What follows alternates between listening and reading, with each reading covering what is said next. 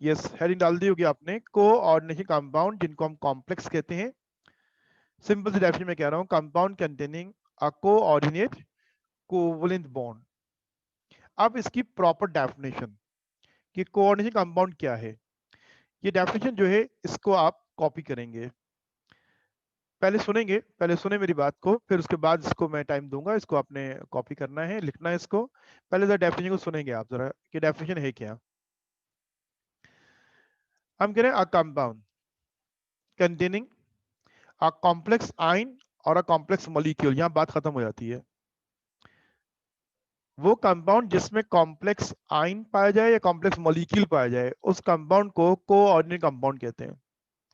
A compound containing a complex ion और complex, what is the complex ion complex molecule, ये आगे हम इसको डिस्क्राइब कर रहे हैं ना, यहां तक बात खत्म हो गई थी। जिस कंपाउंड में कॉम्प्लेक्स आयन या कॉम्प्लेक्स मॉलिक्यूल पाया जाए वो कोऑर्डिनेशन कंपाउंड कहलाते हैं। अब ये कॉम्प्लेक्स आयन या कॉम्प्लेक्स मॉलिक्यूल के अंदर क्या होता है, उसकी कॉम्पोजिशन क्या है, तो फिर हम कह रहे हैं इन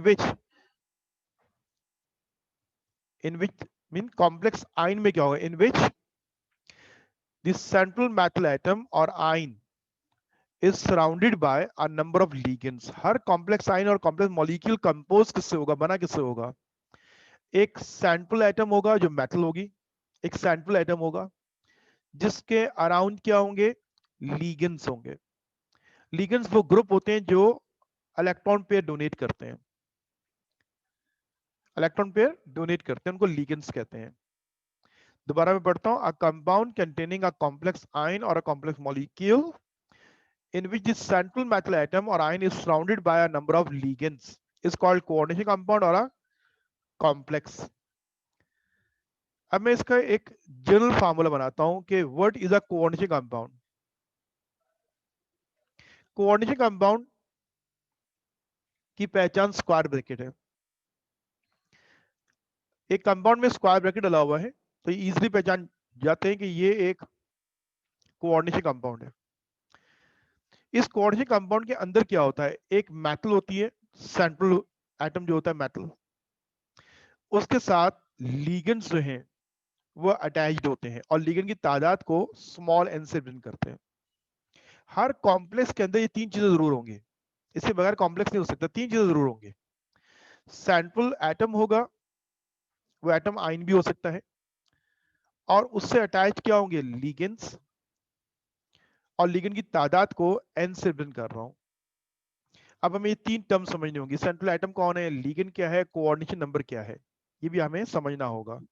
अब डेफिनेशन कॉपी करें, फिर मैं आगे बात करता हूं।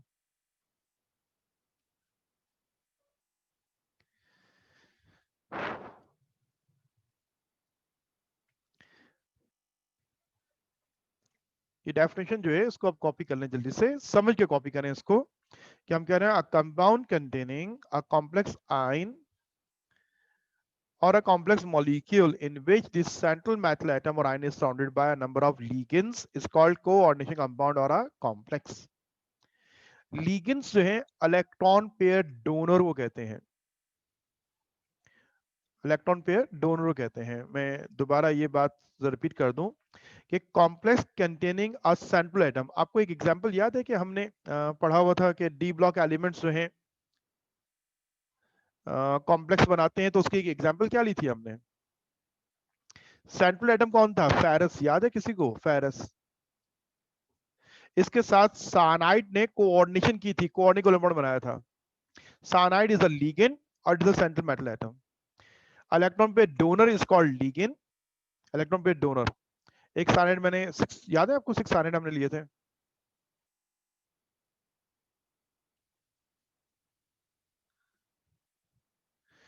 ये लीगेंड्स हैं, ठीक है। एक बहुत आसान सी बात अभी हमने की है, लीगेंड्स कौन है, लीगेंड की क्लासिफिकेशन क्या है, लीगेंड के नेम क्या है, अभी वन बाय वन सबको डिस्कस करना है।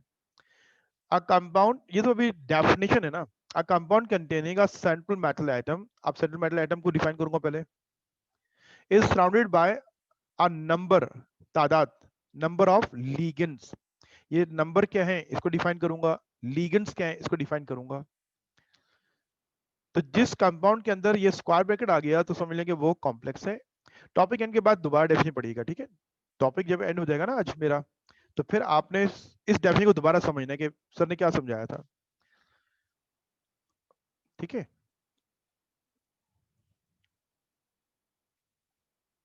राफे कॉम्प्लेक्स मॉलिक्यूल मैं भी समझाता हूँ आपको। ठीक है, आपको सवाल मैंने होल्ड किया है, मैं भी आपको समझाता हूँ। डेफिनेशन सुन लिया आप लोगों ने, ओके। अब ये बात को समझना है, अब ये डेफिनेशन को समझना है। अब ज़रा इसी में तो हम बात करेंगे आगे। अब ये डेफिनेशन है ना, इसको अब हम इन डिटेल में जा रहे हैं, जाना शुरू करते हैं। मैं एक आपसे कोऑर्डिनेशन कंपाउंड और कॉम्प्लेक्स की मिसाल सामने रखता हूँ कि फर्ज करो, देख लो कि ये एक कोऑर्डिनेशन कंपाउंड और कॉम्प्लेक्स है। Why it is a coordination compound? Because compound containing square brackets. Square bracket नजर आ गया, ओके, ये एक कोऑर्डिनेशन कंपाउंड जरूर हो गया। अब ये कोऑर्डिनेशन कंपाउंड जो है, इसके अंदर कॉम्प्लेक्स कौन है? कॉम्प्लेक्स आइन है या कॉम्प्लेक्स मॉलिक्यूल है? If the whole compound in a square bracket it is a molecule. Whole compound में ये क्लोराइड बाहर गया हुआ है, ये कंपोज कैसे हुआ हुआ है? ये यूं हुआ हुआ है कि हमारा स्टार्ट में कौन है? Complex. Complex with in square bracket, बाहर कॉम्प्लेक्स नहीं है। इस कॉम्प्लेक्स के साथ एक नेगेटिव आइन लगा हुआ है, तो इसका मतलब ये पॉजिटिव आइन है और एक कौन है? नेगेटिव आइन है। कॉम्प्लेक्स इज अ कैटाइन और क्लोराइड इज अ एनाइन। एक यूं भी हो सकता है कि मैं पोटेशियम K4 को कॉम्प्लेक्स के साथ बॉन्ड बनाता हूं, तो यहाँ potassium is a cation but complex not a cation, complex is a A9. Complex कौन है? एनाइन है यहाँ पे। यहाँ कॉम्प्लेक्स एनाइन है। और अगर पूरा होल कंपाउंड इस स्क्वायर ब्रैकेट के अंदर मौजूद है, जितने भी एटम सारे अंदर मौजूद है, तो फिर इसको मॉलिक्यूल कहते हैं, चार्ज जीरो होगा उसका। अब जो मैंने एग्जांपल दी है ना, वो इन तीन में से किसी एक को लेनी थी, तो मेरी एग्जांपल जो है वो फर्स्ट टाइप वाले कॉम्प्लेक्स की है।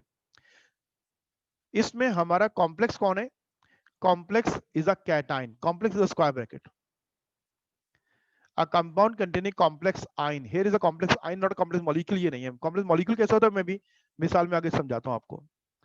अब ये हमारा कोऑर्डिनेशन कंपाउंड जरूर हो गया। इस कोऑर्डिनेशन कंपाउंड में जो कॉम्प्लेक्स का लफ्ज है ना, वो कहाँ है? स्क्वायर ब्रैकेट के अंदर है। इस स्क्वायर ब्रैकेट के अंदर क्या नजर आएगा? इस स्क्वायर ब्रैकेट के अंदर से दो ही चीजें होती हैं। कौन सी दो चीजें होती हैं? एक क्या होता है? सेंट्रल मेटल होता है। ये सेंट्रल सेंट्रल जो है वो एक मेटल होती है। उस मेटल का एटम भी हो सकता है और वो आयन भी हो सकता है। मीन न्यूट्रल एटम भी बॉन्डिंग कर सकता है और उसका कोई कैटायन भी बॉन्डिंग कर सकता है। इस मिसाल में देखो कि सेंट्रल मेटल एटम कौन सा है? क्रोमियम है। सेंट्रल एटम एक ही एलिमेंट है और वो कौन है? डी ब्लॉक का एलिमेंट है, क्रोमियम है।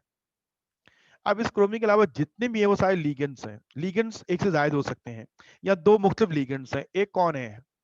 अमाइन। ये अमोनिया मॉलिक्यूल है, लेकिन जब नेमिंग करूंगा तो मैं अमोनिया नहीं पढ़ूंगा, इसको अमाइन पढ़ेंगे। ये लीगेंड है। क्योंकि ये अमोनिया का मॉलिक्यूल जो है, इसमें नाइट्रोजन के पास एक लोन पेयर है। ये नाइट्रोजन, अमोनिया की नाइट्रोजन अपना लोन पेयर क्रोमियम के साथ कोऑर्डिनेट कोवैलेंट बॉन्ड बना रहा है, इसलिए हम अमोनिया को लीगेंड कह रहे हैं। और जो साथ में दिया हुआ है, ये क्लोरीन मॉलिक्यूल नहीं है, ये क्लोराइड है। ये भी लीगेंड, दो अलग लीगेंड्स यहाँ मौजूद हैं। इस लीगेंड की तादाद कितनी है? 4। और इस लीगेंड की तादाद कितनी है? 2। तो टोटल लीगेंड्स अटैच कितने? 6 हैं।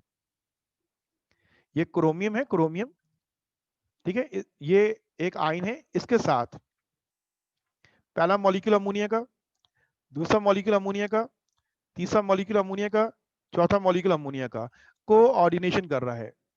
ओके। और क्लोराइड जो है वो कितने हैं? 2 हैं। ये है हमारा complex. A complex containing a central metal atom or ion is surrounded by a number of ligands. Ammonia कितने हैं? 4। और क्लोरो कितने हैं? 2। लिगेंड्स एक से ज्यादा हो सकते हैं, डिफरेंट हो सकते हैं, 2 3 4 भी हो सकते हैं लिगेंड्स, लेकिन सेंट्रल मेटल जो है वो एक ही होती है। ओके, ये मैंने आपको समझाया। अभी मैं इसको दोबारा डिस्क्राइब करते हैं, फिर हम बात करते हैं दोबारा इस पे अगेन।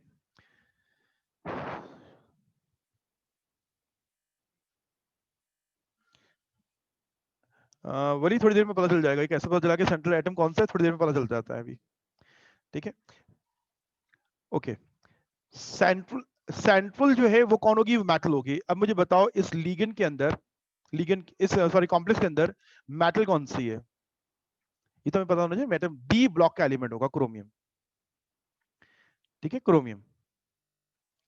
डी ब्लॉक की मेटल जो है वो सेंट्रल होती है। अभी सेंट्रल मेटल को हमने बाद में डिफाइन करना है, पहले सिर्फ डेफिनेशन की पे बात दोबारा कर रहे हैं कि ये एक कंपाउंड है, इसमें कॉम्प्लेक्स कितना हिस्सा है उसको जरा गौर सुने।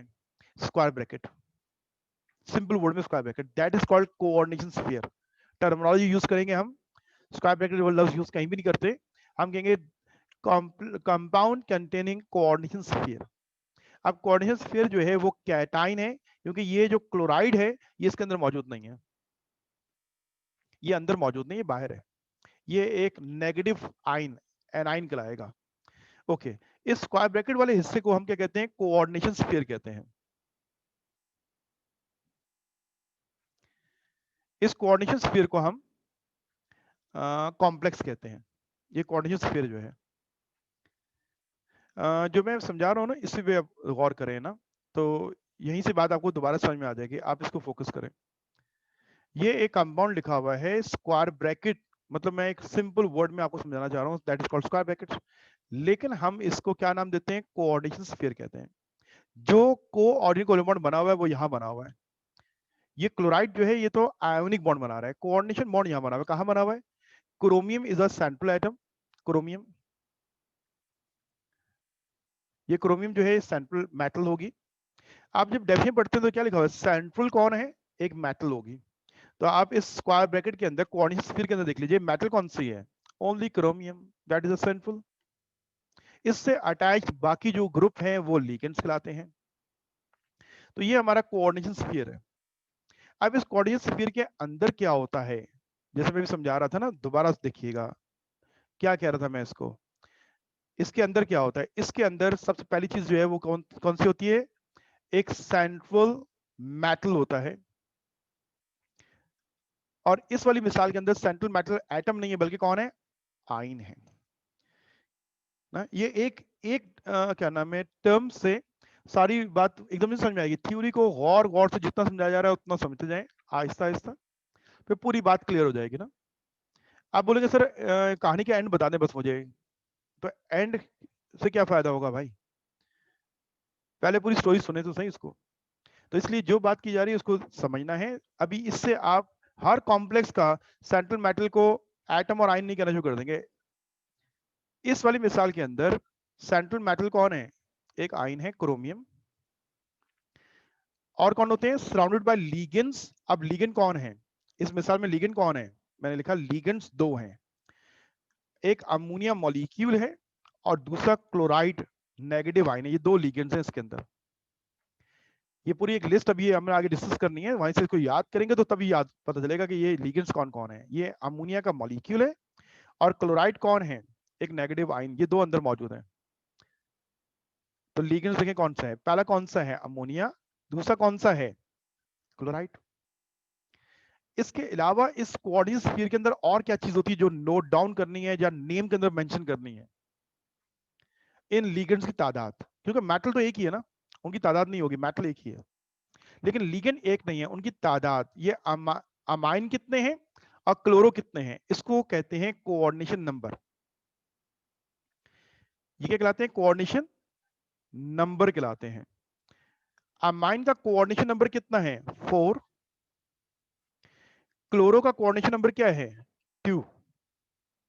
अब ये तीन बातें हैं जिनको आगे अभी हम वन बाय वन डिस्कस करेंगे। पहले क्या डिस्कस करेंगे, सेंट्रल मेटल को डिस्कस करेंगे, फिर हम डिस्कस करेंगे कोऑर्डिनेशन नंबर को, फिर हम डिस्कस करेंगे लिगेंड्स को। अब वन बाय वन तीनों को हमें डिस्कस करना होगा। तो डेफिनेशन को देखिए, a compound containing a complex ion और a complex molecule. In our example, हमारी एग्जांपल में compound containing a complex ion, not a molecule, इसमें मॉलिक्यूल नहीं है, इसमें कॉम्प्लेक्स कौन है, आयन है। इस कॉम्प्लेक्स आयन के अंदर, आयन के अंदर सेंट्रल मेटल एटम जो है वो कौन है, मैंने बताया क्रोमियम है इसके अंदर।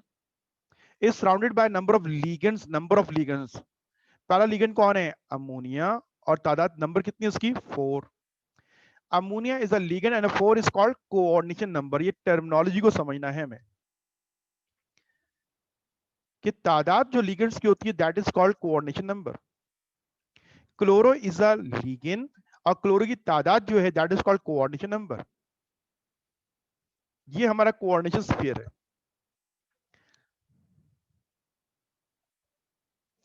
ठीक है, कोऑर्डिनेशन स्फीयर है। कोऑर्डिनेशन स्फीयर के अंदर कोऑर्डिनेशन नंबर ये 2 है, ये 4 है, इसको हम समझेंगे। और इसके बाहर जो होता है, अब इस मिसाल के अंदर जो बाहर है वो कौन है? वो एक नेगेटिव आइन है। ये जो क्लोराइड है ना, ये एक नेगेटिव आइन है। ये कॉम्प्लेक्स के अंदर नहीं है, ये कॉम्प्लेक्स के अंदर नहीं है। अब बोलेंगे सर क्लोराइड ये अंदर भी है और बाहर भी है ना। ये अटैच्ड है बाय कोऑर्डिनेट कोवलेंट बॉन्ड और ये अटैच्ड है बाय आयोनिक बॉन्ड। कॉम्प्लेक्स का ये पार्ट नहीं, कॉम्प्लेक्स स्क्वायर ब्रैकेट के अंदर रहता है। मैंने बहुत सिंपल बात की ना, स्क्वायर ब्रैकेट के अंदर जो है कॉम्प्लेक्स है, बाहर कॉम्प्लेक्स नहीं होगा। मैं बार बार कह रहा हूं, इसको ध्यान में रखें। ये अंदर जो है, ये सिर्फ ये जो है, यहाँ कोऑर्डिनेशन हुई है। मैंने स्टार्ट क्या कहा था? कंपाउंड कंटेनिंग अ कोऑर्डिनेट कोवलेंट बॉन्ड। ये जो सारे जो लिंक हुए हैं आपस में, क्रोमियम का आइन, अमोनिया के 4 मॉलिक्यूल्स और क्लोराइड के 2 आइंस, ये सारे अटैच्ड हुए हैं by coordinate covalent bond, that is called coordination sphere. अब ये पूरा एक कैटाइन पॉजिटिव आइन बन गया, कॉम्प्लेक्स आइन, और साथ में एक नेगेटिव आइन मिला तो पूरा एक कंपाउंड बन गया। तो कोऑर्डिनेशन स्फीयर के अंदर हमेशा 3 चीजें नजर आएंगी आपको। कौन कौन सी चीजें नजर आएगी? सेंट्रल मेटल होगी, लिगेंड्स होंगी और लिगेंड की तादाद होगी।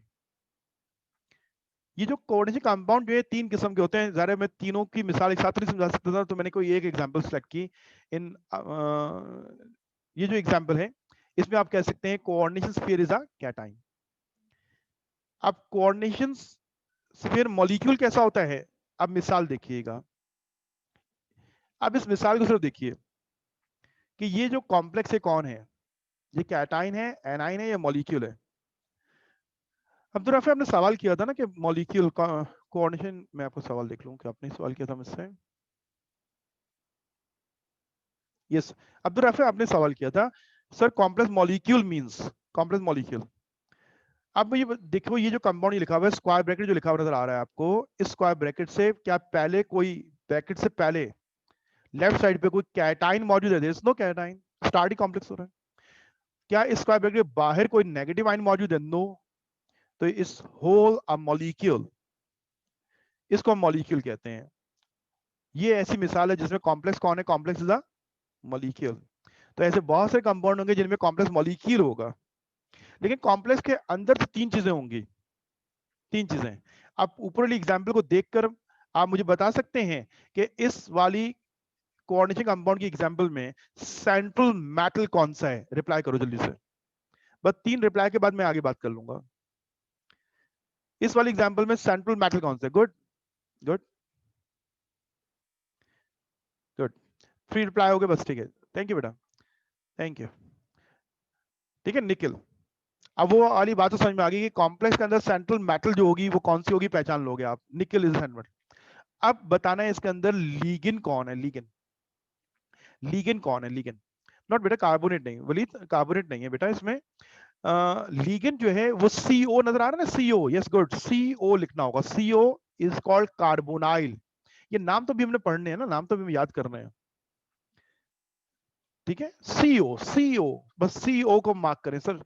बताएं CO जो है वो कौन है? लीगेंड है। CO is a ligand. और CO की तादाद कितनी है? अभी सिर्फ तादाद बताएं, CO की तादाद कितनी है? ये लीगेंड्स हैं कितने जो निकल से बॉन्डिंग कर रहे हैं? गुड, 4।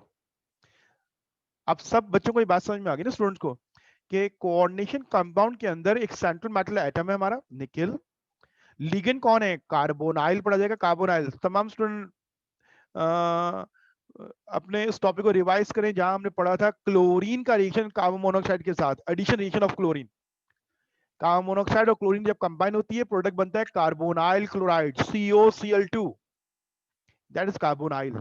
CO कार्बन मोनोऑक्साइड जिसे कहते हैं आप। और कोऑर्डिनेशन नंबर क्या है यहाँ पे? 4 है।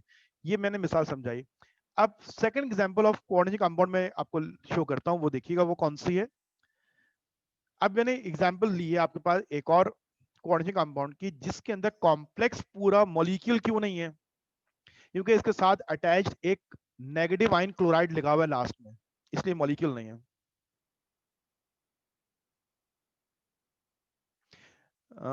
सुंबल आप कह रही हैं एन को कोऑर्डिनेशन नंबर भी कहते हैं। N is a general formula, N की मुख्तलिफ वैल्यूज हो सकती हैं ना, जैसे M is not a metal, M represent to the metal.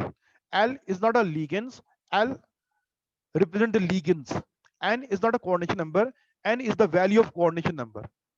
अब यहाँ N की वैल्यू 4 है और सेकंड एग्जांपल के अंदर N की वैल्यू क्या है, 4 है। 2 प्लस 2 कितनी हो रही है, 4 है।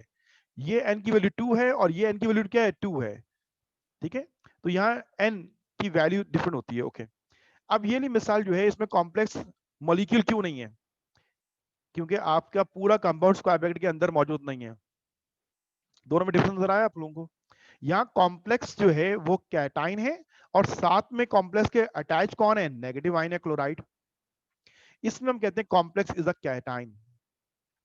तीसरी और आखिरी मिसाल क्या होगी, complex is a A9, negative ion. ये वाली मिसाल है हमारे पास। Formula K4FeCN6।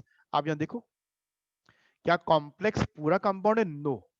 कॉम्प्लेक्स के बाहर कोई एनाइन नहीं है, कॉम्प्लेक्स से पहले आयन मौजूद है, कौन, पोटेशियम कैटाइन मौजूद है। कितने कैटाइन है, 4 है। ये मिसाल जो है इसमें complex is a A9.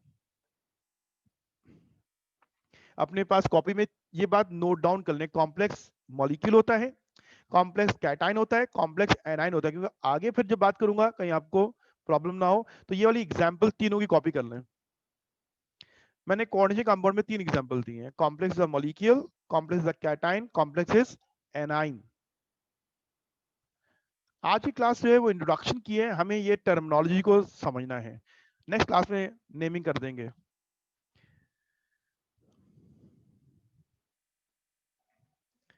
Copy कर लें एग्जांपल, तीनों एग्जांपल कॉपी कर लें।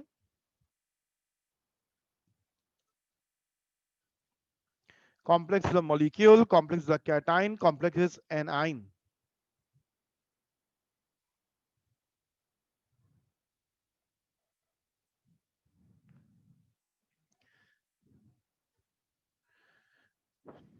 मैंने आपके पास एक जनरल फार्मूला, देखिए एक जनरल फार्मूला पूरे तमाम किस्म के को हम रिप्रेजेंट करते हैं, तो हम कहते हैं कि फार्मूला क्या बनता है कोऑर्डिनेशन स्फीयर का। उसके अंदर एक मेटल होती है और ये मेटल कौन होती है, ये डी ब्लॉक का एलिमेंट होता है, अभी हम इसको डिस्कस करेंगे। उसके साथ अटैच जो होते हैं वो उनको लिगेंड्स, एल से रिप्रेजेंट कर रहा हूं, और इन लिगेंड की तादाद जो है उसको एन कहते हैं।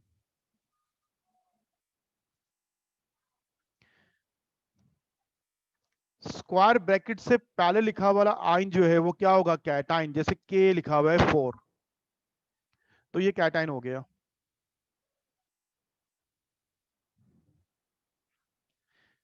K4 अगर कॉम्प्लेक्स से पहले लिखा हो तो कैटाइन होगा।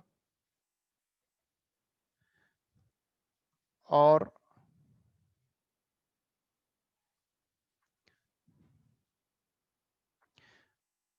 आयुपेक नेम अब्दुल राफे भी हमने नहीं पढ़ना, आयुपेक नेम तो हम नेक्स्ट क्लास में करेंगे। आज तो पहले नाम फिर समझने हैं ना। आप तो कह रहे हैं सर एंड बता दें, एंड कैसे बता दूं भाई, अभी थर्ड एग्जाम्पल का नाम तो पता है। अच्छा राफे, थर्ड का नाम बताओ, तुम्हें नाम पता है, बताओ क्या नाम है इसका थर्ड का।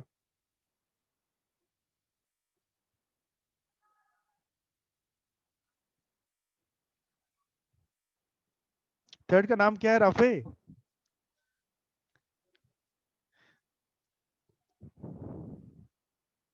Potassium hexacyanoferrate 2। गुड गुड, सही पता आपको, ठीक है। थर्ड का नाम क्या है, पोटेशियम हेक्सासाइनोफेरेट 2। ये हमने जब कोऑर्डिनेशन कंपाउंड की रीजनिंग कर रहे थे तो वहां ये हम एग्जाम्पल कर चुके थे, लेकिन हमें एक एग्जाम्पल तो नहीं करनी है, हमें तो बहुत सारी करनी है। इसलिए हम पहले टर्म्स को समझेंगे, फिर रूल्स को समझेंगे, आईयूपीए के रूल्स क्या हैं, और उसके बाद फिर हम नेमिंग करेंगे। ठीक है, देखो अगर इस कॉम्प्लेक्स से पहले कोई सब्स्टेंस लिखा हुआ है, एक्स कोई भी लिखा हुआ है, तो फिर कॉम्प्लेक्स इज द एनाइन, और वो कौन होगा, कैटाइन। क्योंकि फार्मूला जब भी लिखा जाता है, एक फार्मूला लिखता हूं मैं NaCl, तो आईयूपीए रूल क्या है कि पहले कैटाइन होता है और फिर एनाइन लिखा जाता है हमेशा। अब आप सेकंड एग्जांपल में देखें कि स्क्वायर ब्रैकेट जो है वो स्टार्ट में है और क्लोराइड बाद में है, तो ये कैटाइन है और ये क्या हो गया एनाइन। अब स्क्वायर ब्रैकेट से पहले कौन है पोटेशियम, पोटेशियम कौन हो गया कैटाइन और ये क्या हो गया ये एनाइन हो गया। ये हम पहचान लेते हैं कि कैटाइन कौन है और एनाइन कौन है। ओके ये एग्जांपल कॉपी कर ली। अब हमारा टॉपिक क्या है, थोड़ा सा पेशेंस मतलब सब्र करना है हमें, इतनी जल्दी जंप्स नहीं मारने के फौरन आंसर बता दें। अब हम इस पे बात कर रहे हैं ठीक है। अब हमारी नेक्स्ट स्लाइड जो है उसके अंदर हम बात क्या करेंगे, सिर्फ इसको बात करेंगे। अब उसके अंदर कोई इसका सवाल नहीं करे क्योंकि ये अभी टॉपिक नहीं है। नंबर 1 हम इसको डिस्कस करेंगे जब ये हमें समझ में आ जाएगा, फिर हम नंबर 2 में इसको डिस्कस करेंगे और नंबर 3 में इसको डिस्कस करेंगे। सबसे पहली बात डेफिनेशन थी जो इस स्लाइड पे डिस्कस हुई है, डेफिनेशन। अब उस डेफिनेशन के अंदर जा रहे ये टर्म्स इंक्लूड तो हो रही हैं लेकिन इन टर्म्स को हम अब वन बाय वन डिस्कस करेंगे। अभी सबसे पहला काम मेरा क्या है, आपको सेंट्रल मेटल जो लफ्ज यूज किया गया जो कॉम्प्लेक्स के अंदर जरूर होगा इसको हम डिस्कस करते हैं ठीक है। ये हम नेक्स्ट स्लाइड पे आते हैं। ओके ओके क्या मैंने कहा था, डिस्कस करना है हमने सेंट्रल मेटल को। सेंट्रल मेटल एक एटम भी होता है और ये क्या होता है आयन भी हो सकता है। पहले हम असल में हम रोट लर्निंग तो नहीं करते ना कि एक रटी रटाई डेफिनेशन लिख दिए और उसको रट लिया, नो। हम पहले बहुत आसान सी बात करते हैं, with in a square bracket अगर डी ब्लॉक की मेटल पाई जा रही है तो वही सेंट्रल मेटल एटम है।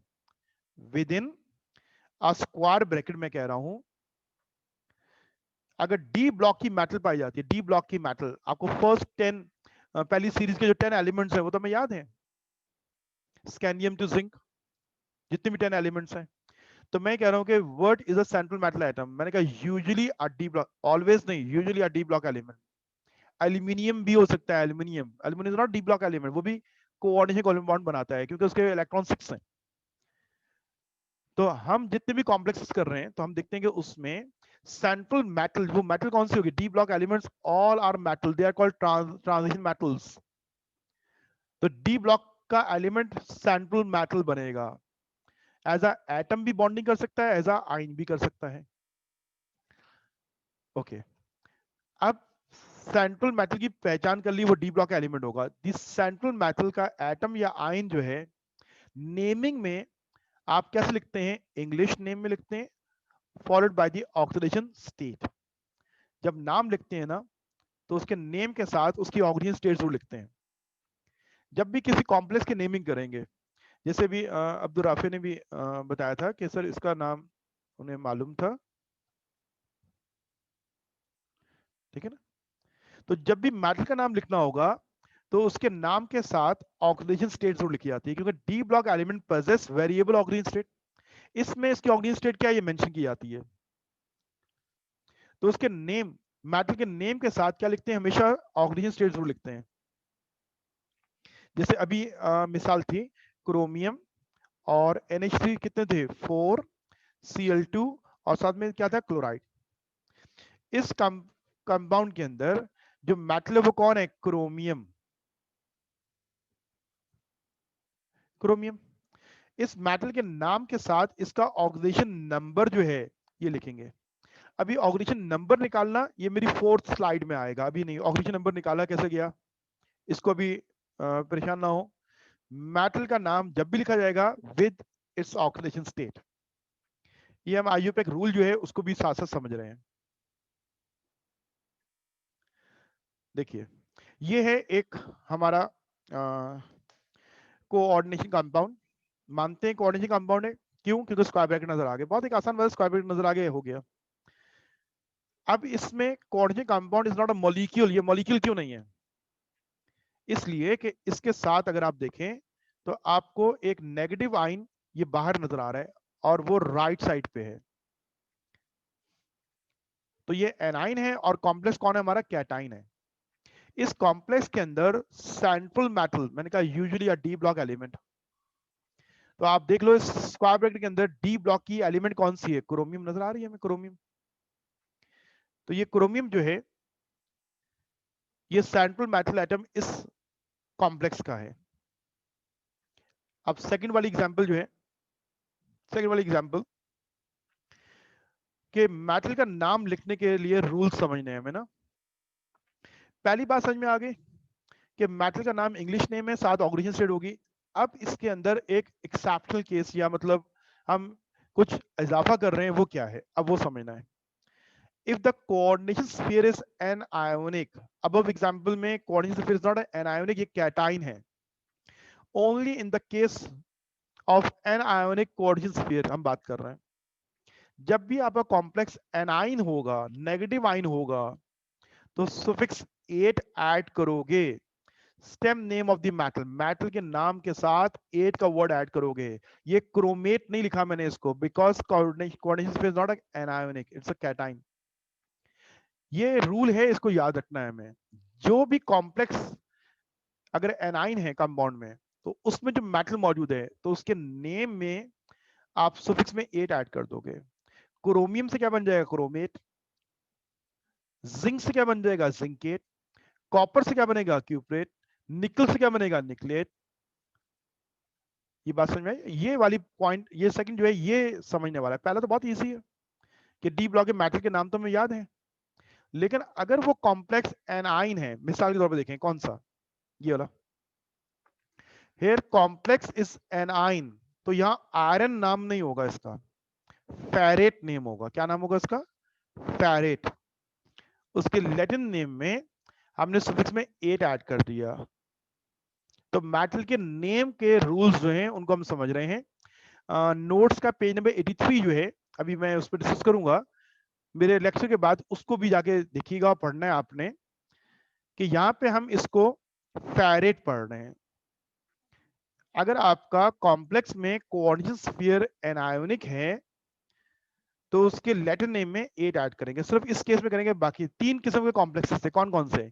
Coordination sphere is a molecule, तो इंग्लिश नेम यूज हो रहा है। Coordination sphere is a cation, English name use हो रहा है। Coordination sphere is a anionic, anionic, तो फिर उसके नेम में हम 8 ऐड करते हैं। तो मैंने आपको व्हाट्सएप आज जो लिस्ट की है वो ये की है। हम अपना टाइम सेव करेंगे। ये बात जब समझ ली ना, अब याद आपको करना है। अगर कोऑर्डिनेशन स्फीयर में एल्यूमिनियम मौजूद है, हमारे केस में तो नहीं होगा, लेकिन बट ये कॉम्प्लेक्स बनाता है तो जरूर है। एल्यूमिनियम एल्यूमिनेट वर्ड हो जाएगा, क्रोमियम से क्रोमेट हो जाएगा, कोबाल्ट से कोबाल्टेट हो जाएगा, कॉपर से क्यूप्रेट हो जाएगा। तो ये जो लिस्ट है ये आपको याद होगी। तो नेक्स्ट क्लास में हमें नेमिंग करनी है, आज हम नेमिंग नहीं कर रहे, आज हम टर्मिनोलॉजीज को समझते जा रहे हैं।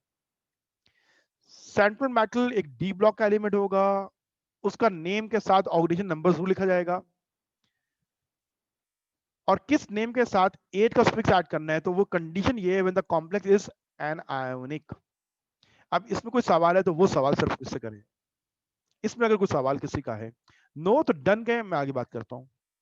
ये लिस्ट बेटा मैंने शेयर किया आज आपको, व्हाट्सएप किया, आप जाके दोबारा देखिएगा लेक्चर के बाद, और नेक्स्ट क्लास जब आओगे तो ये आपको याद होना चाहिए।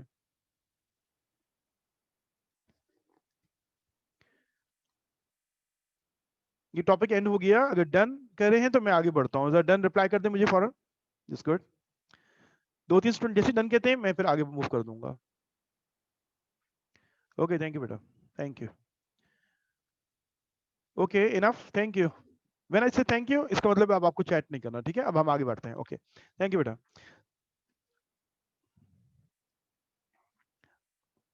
वरना वो ब्लिंक हो रहा होता है ना, मुझे फिर उसको देखना पड़ता है कि कहीं कोई क्वेश्चन तो नहीं आ गया। ओके आगे मैं चलता हूँ। अब एक बात आपने समझ ली ना, अब क्या क्या रह क्या गया? 2 चीजें रह गई, कौन कौन सी? इस कोऑर्डिनेशन स्फीयर के अंदर मेटल तो समझ में आ गई है, अब इसके अंदर लिगेंड्स होते हैं और कोऑर्डिनेशन नंबर होता है। लिगेंड की तादाद को कोऑर्डिनेशन नंबर कहते हैं। कोऑर्डिनेशन नंबर पहले समझा दूं और लिगेंड को लास्ट में डिस्कस करेंगे। ये कोऑर्डिनेशन नंबर है, यहाँ 2 लिखा हुआ है, ये 2 लिखा हुआ है, यहाँ क्या लिखा हुआ है? 6 लिखा हुआ है। कोऑर्डिनेशन नंबर यहाँ अंदर है बेटा, ये बाहर जो 4 लिखा हुआ है ये कोऑर्डिनेशन नंबर नहीं है, ये बात ध्यान में रखो। कोऑर्डिनेशन कंपाउंड जो है वो स्क्वायर ब्रैकेट के अंदर अंदर है, अंदर अंदर। वो सारी टर्म्स जो मैं बता रहा हूं आपको वो अंदर है, बाहर नहीं होंगी, ठीक है? अंदर होगा। ये कोऑर्डिनेशन नंबर 6 लिखा हुआ है। अब मैं कोऑर्डिनेशन नंबर को आपको एक्सप्लेन करने जा रहा हूँ। टॉपिक पे आ जाए, कोऑर्डिनेशन नंबर हेडिंग डाल लें, what is the coordination number, इसको डिफाइन करेंगे हम। फिर वही आसान सी बात करते हैं, कोऑर्डिनेशन नंबर क्या है? लीगेंड्स की तादाद, लिगेंड्स क्या है, इसको मैं लास्ट में डिफाइन करूंगा। मैंने पहले भी बताया लिगेंड क्या है। लिगेंड क्या है? कोई भी एटम, कोई भी आयन, कोई भी मॉलिक्यूल जो इलेक्ट्रॉन पेयर डोनेट करता है for the coordinate covalent bond, उनकी तादाद कितनी है उसको कोऑर्डिनेशन नंबर कहते हैं। क्योंकि नाम में हमें उनकी तादाद बतानी होती है, क्योंकि तादाद वेरी करती है। 2 अमाइन लगे हुए हैं, 4 लगे हुए हैं, डायमाइन लिखूं या टेट्रामाइन लिखूं, हमें नेम बताना पड़ेगा। उस नेम से कॉम्पोजिशन सामने आ जाएगा, किस कंपाउंड की बात हो रही है। ओके, ये इसकी डेफिनेशन है, कॉपी करें इसको। The number of ligands, ligands की तादाद, नंबर किसके? Ligands bonded to the central metal atom or ion is called coordination number। याद रह जाए इसलिए इसको कॉपी कर रहे हैं, लिख रहे हैं साथ साथ। The number of ligands bonded to the central metal atom or ion is called coordination number, is called coordination number।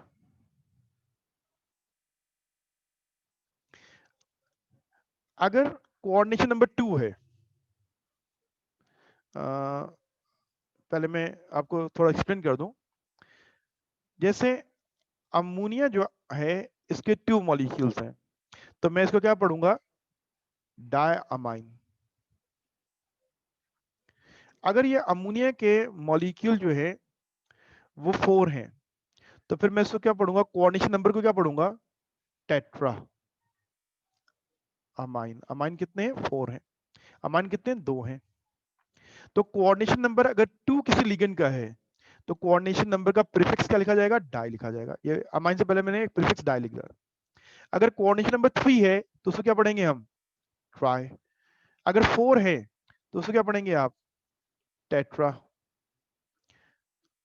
और अगर एक है ना, एक को मोनो नहीं लिखेंगे, डायरेक्ट का नाम लिख देंगे। अगर एक ही अमाइन है तो मोनो अमाइन लिखने की जरूरत नहीं है, अमाइन इसमें मतलब सिंगल होगा। एक से जायद है तो फिर हम ये प्रीफिक्स डालते हैं। 5 होगा तो क्या होगा? पेंटा। 6 होगा तो क्या होगा? हेक्सा। देखिए ये बात मैं कर रहा हूं आपसे कि कोऑर्डिनेशन नंबर जो है, नेमिंग के अंदर हम उनके लिए ये प्रीफिक्स यूज करते हैं। 2 का कोऑर्डिनेशन नंबर 2 के लिए प्रीफिक्स क्या डालेंगे हम हमेशा नाम में? डाई। 3 के लिए ट्राई, 4 के लिए टेट्रा, 5 के लिए पेंटा, और 6 के लिए क्या होगा? हेक्सा। नहीं बेटा 7 तक नहीं है, कोऑर्डिनेशन नंबर 6 तक ही हम करेंगे। ठीक है, हेप्टा ऑक्टा ने आगे नहीं जा रहे, सिर्फ 6 तक। मैंने ये वाली स्लाइड भी आपसे शेयर की है, अभी इस पूरे टॉपिक को समझ लें, और फिर जो shared slide on the WhatsApp group जो है उसको तो देखिएगा। ठीक है, ओके। ये बात सबको समझ में आ गई? कोऑर्डिनेशन नंबर 2 अगर डला हुआ है, अगर तादाद 2 है तो हम उसके लिए प्रीफिक्स में डाई लिखते हैं, ट्राई, टेट्रा, पेंटा, हेक्सा। सबको समझ में आ गया? अगेन डन कहें, क्योंकि इसके अंदर फिर एक एक्स्ट्रा बात है जो हमें तवज्जो समझनी है। ये तो बहुत आसान सी बात है। फिर अब आगे एक और बात करनी है। ओके बेटा, अब एक और बात सुने जो मैं बहुत अहम बात है उसको समझना है। अगर किसी लीगन के नेम के अंदर डाई और ट्राई का वर्ड मौजूद है, कोई ऐसा लीगन जिसके नाम के अंदर डाई और ट्राई का वर्ड मौजूद है, पहले मैं पूरी बात समझा दूं, सुने इसको। एक लीगन जो है उसका नाम है इथाइलिन डायअमाइन। ये एक ऑर्गेनिक मॉलिक्यूल है जो एज अ लीगन एक्ट करता है, मीन ये इलेक्ट्रॉन पेयर देता है। इस इथाइलिन डायअमाइन का स्ट्रक्चर देखिए कैसा होता है। इसका स्ट्रक्चर देखेंगे आप कि कैसा होता है।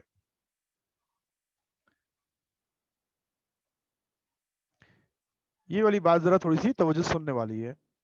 इसमें नाइट्रोजन जो है इसके पास लोन पेयर है, क्योंकि कोऑर्डिनेट कोवैलेंट बॉन्ड लिगेंड जो है अपने लोन पेयर के जरिए बनाता है ना।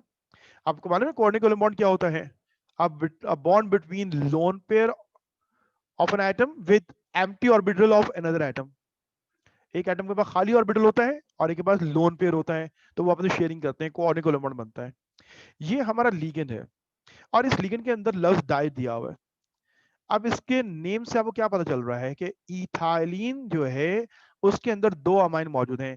ये इथाइलिन का यूनिट है और इथाइलिन के साथ 2 क्या लगे हुए हैं, अमाइन लगे हुए हैं। अगर ये लिगेंड जो है, ये लिगेंड, इस लिगेंड का फार्मूला जरा बड़ा है ना, तो इसके लिए हम एब्रीविएशन EN यूज करते हैं। स्ट्रक्चर के अंदर, नेम के अंदर हम EN लिखते हैं। मिसाल के तौर पे CR, EN taking twice, Cl2, Cl, ये एक मैंने कॉम्प्लेक्स में मिसाल ले ली इस लिगेंड की, ये अंदर मौजूद है। EN का मतलब क्या है, इथाइलिन डायअमाइन। ये लिगेंड्स की भी लिस्ट लिखवाऊंगा मैं आपको, हमारा थर्ड टॉपिक है ये, अभी हम कोऑर्डिनेशन नंबर पे बात कर रहे हैं। इस इथाइलिन डायअमाइन की तादाद कितनी है, 2 है ना, सब देख रहे हैं 2। अब इस 2 को हम डाई नहीं पढ़ेंगे, मैं इसी में चेंज करता हूं नाम के अंदर। अगर मैं इसको, मैंने कहा कि अगर कोऑर्डिनेशन नंबर 2 है, क्या पढ़ा जाता है, वो डाई। अगर मैं इसको डाई पढ़ता हूं तो प्रॉब्लम क्या आता है, जब मैं इसको डाई लिखता हूं तो इस नाम के साथ पहले प्रीफिक्स में डाई लिख दूंगा। इस नाम लिखने से इसकी पूरी कंपोजिशन चेंज हो गई है। इस डाई का मतलब ये नहीं है कि इथाइलिन डायअमाइन 2 है, इसका मतलब क्या है, डाई इथाइलिन एंड डायअमाइन एक ऐसा मॉलिक्यूल है जो 2 इथाइलिन और 2 अमाइन से मिलकर बना हुआ है। ऐसे लीगेंड्स जिनके नाम के अंदर डाई और ट्राई का वर्ड मौजूद है, उनके लिए हम ये प्रीफिक्स यूज नहीं करते। ऐसे लिगेंड्स जिनके नेम के अंदर डाई और ट्राई का वर्ड मौजूद है या पॉलीस्लैबिक लिगेंड्स हैं, 2 लफ्ज से मिलकर बने हुए हैं, उनके लिए हम कोऑर्डिनेशन नंबर 2 के लिए प्रीफिक्स जो लिखते हैं वो बिस लिखते हैं, और कोऑर्डिनेशन नंबर 3 के लिए हम ट्रेस। अब इस वाली एग्जांपल को जरा मैं सॉल्व करता हूं कि क्या समझा आपने।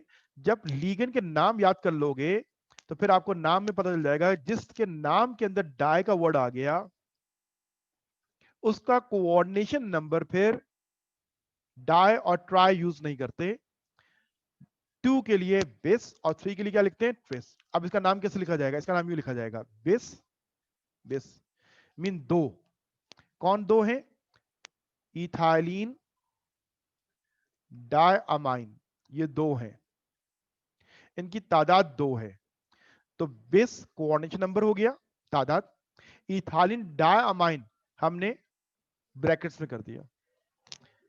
आगे कौन है, आगे क्लोरो है, और वो कितने, 2 हैं, तो वो डाई लिखा जाएगा। और क्या नाम है उसका, क्लोरो। देखो ये डाई प्रीफिक्स है और ये बिस है।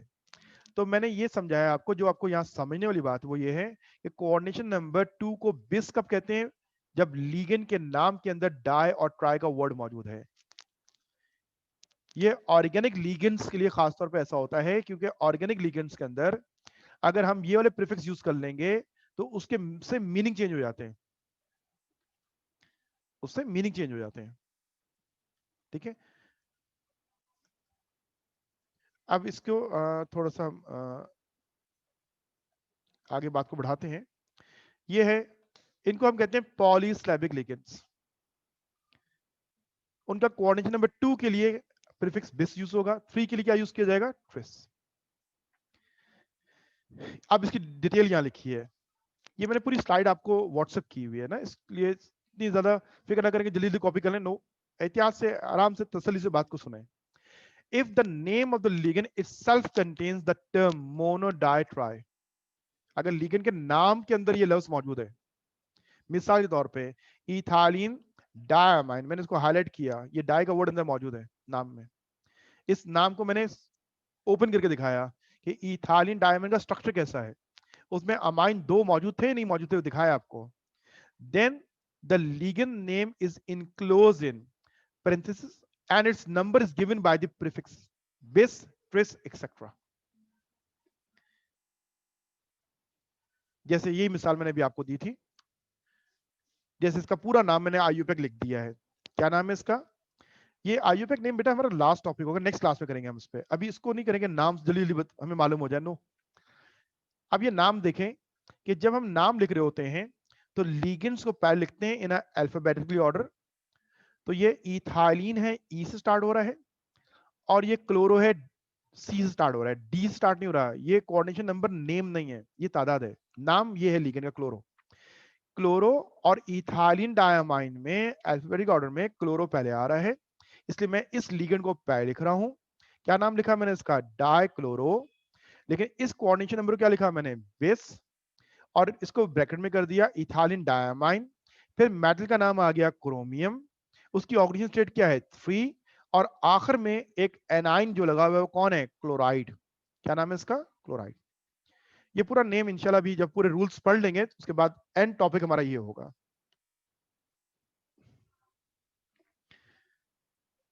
ठीक है, ये बात याद रहेगी आपको कि कोऑर्डिनेशन नंबर को हम लिगेंड के नाम से पहले 2 को डाई, 3 को ट्राई पढ़ते हैं। लेकिन अगर आपका लिगेंड के नाम में ऑलरेडी डाई और ट्राई का वर्ड मौजूद है तो फिर हम कोऑर्डिनेशन नंबर 2 को क्या पढ़ते हैं? बिस, और 3 को क्या पढ़ते हैं हम? ट्रिस। अगर इस पे कोई कंफ्यूजन नहीं है तो डन का मैसेज कीजिए, मैं आगे बात बढ़ाता हूं। क्योंकि टीचिंग टू वे कम्युनिकेशन, जब तक आप मुझे रिप्लाई नहीं करेंगे मैं आगे नहीं बढ़ सकता हूं। मुझे जरा बताएं कि मैं आगे बात करूं। गुड बेटा, ओके, थैंक यू। देखिए, दो टर्म्स समझा दी मैंने आपको। दो टर्म्स कौन कौन से? दो टर्म्स कौन कौन से हैं? एक ये है कि कॉम्प्लेक्स, ये जो कॉम्प्लेक्स जो है ना, इसके अंदर सेंट्रल मेटल एटम होता है,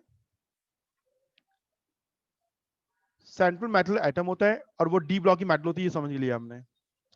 और दूसरी बात क्या है? कोऑर्डिनेशन नंबर होता है। कोऑर्डिनेशन नंबर होता है। कोऑर्डिनेशन नंबर लीगन की तादाद होती है। अब ये मिसाल दी हुई है ना, इस मिसाल के अंदर हम देखते हैं कि ये जो लीगन है इसकी तादाद 2 है और इसकी तादाद भी 2 है। तो इस नंबर को हम एज अ प्रीफिक्स नेम से पहले लिखते हैं लीगन के। तो ये डाई लिखा जा रहा है, ये डाई क्यों नहीं लिखा जा रहा? तो मैंने यहां समझाया है, जिसको थोड़ी प्रॉब्लम ये दोबारा सुनो कि कहां पे बिस लिखते हैं, कहां पे when there is di tri word is present in the name of ligand, then if the name of the ligand itself contain the term monoditri, वो ligand जिसके नाम के अंदर डाई और ट्राई का वर्ड मौजूद हो। अब ligand की पूरी लिस्ट होगी, आप देख लें जिस ligand के नाम के अंदर डाई और ट्राई का वर्ड मौजूद है तो फिर उसकी जो कोऑर्डिनेशन नंबर है उसके लिए फिर हम ये प्रीफिक्स यूज नहीं करते, बल्कि 2 के लिए बिस और 3 के लिए क्या यूज करते हैं? ट्रिस यूज करते हैं। ये है बिस इथाइलिन डायमाइन। सिंपल सी बात है, ठीक है। अब वो इथाइलिन डायमाइन का स्ट्रक्चर भी मैंने ओपन करके दिखाया था कि ये इथाइलिन डायमाइन के मीनिंग क्या है, इथाइलिन डायमाइन के मीनिंग क्या है। मैंने एक स्ट्रक्चर बना के अभी आपको दिखाया था, मैं दोबारा उसको ड्रॉ कर देता हूं ताकि देख लीजिए कि इथाइलिन डायमाइन क्या है। इथाइलिन डायमाइन ये है ऑर्गेनिक मॉलिक्यूल है, इथाइलिन डायमाइन। इसमें जो लोन पेयर है ना वो मैंने आपको मेंशन कर दिया।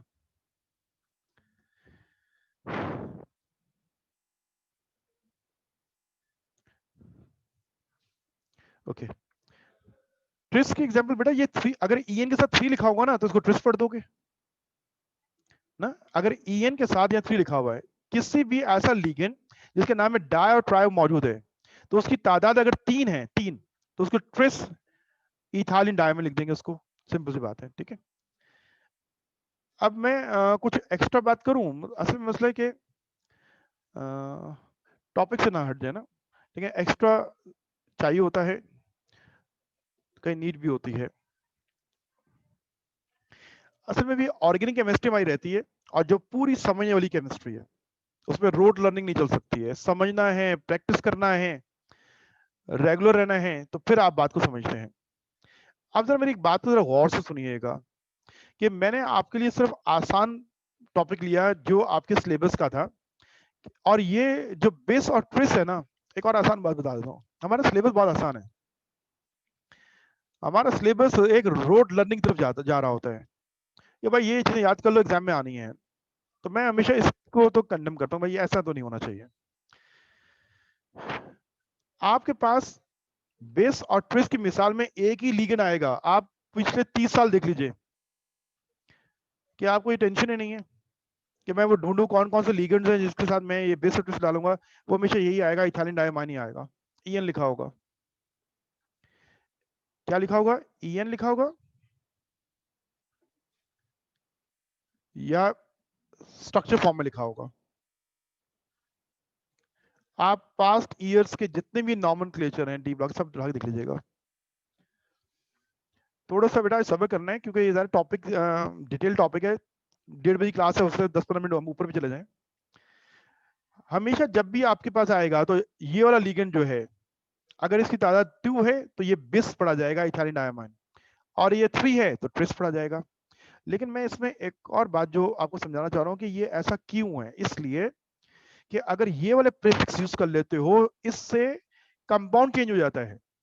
प्रॉब्लम ये है, हमें कंपाउंड चेंज नहीं करना है, उनकी तादाद बतानी है।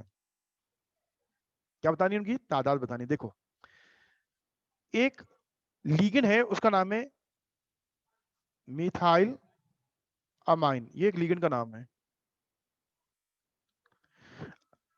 अब इस लीगेंड के नाम में आप देखो ना, तो इसके अंदर आपको डाई और ट्राई और मोनो का वर्ड तो नजर नहीं आ रहा। मिथाइल अमाइन एक लफ्ज दिया हुआ है, लीगेंड का नाम दिया हुआ है।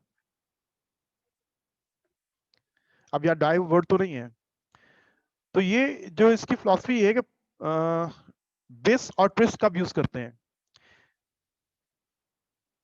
जब आपके लीगेंड के नाम में डाई और ट्राई लिखने से उसकी कंपोजिशन ही चेंज हो जाए, तब फिर हम तादाद के लिए बिस और ट्रिस यूज करते हैं। अब मैं स्टार्ट लेता हूं। देखो पहले अमाइन को समझो, अमाइन क्या होता है। अमोनिया का एक मॉलिक्यूल है, दैट इज कॉल्ड अमाइन। ये अमोनिया है, NH3, नाइट्रोजन के साथ 3 हाइड्रोजन एटम अटैच्ड है, इसको मैं अमाइन कह रहा हूं। अगर इस अमाइन में एक हाइड्रोजन, मैं इसको यहाँ पे रब कर रहा हूँ, ये मैंने इसको रब कर दिया, जैसे एक अमाइन की जगह अगर CH3 लग जाए तो इसका नेम बन जाएगा मिथाइल अमाइन। क्या नाम बनेगा इसका, मिथाइल अमाइन। मैं इसको अगर शॉर्ट फॉर्म में लिखूं तो यूं लिखूंगा कि CH3 है अटैच विद NH2 है, ऐसे ही ना, CH3 है और अटैच क्या है, NH2, that is called methyl amine. अगर methyl amine as a ligand किसी कंपाउंड के अंदर मौजूद है और इनकी तादाद 2 है, तादाद क्या है इनकी, 2 है, तो मैं अगर इसका नाम यूं लिखता हूं, di is a coordination number और लीगेंड का नाम है मिथाइल अमाइन।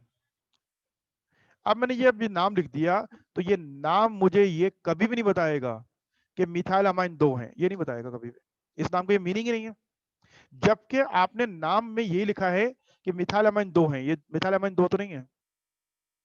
ये जो नेम लिखा गया है ये कुछ और मीनिंग ले गया है, जबकि आपने नाम ये बताने के लिए लिखा है कि मिथाइल अमाइन 2 है।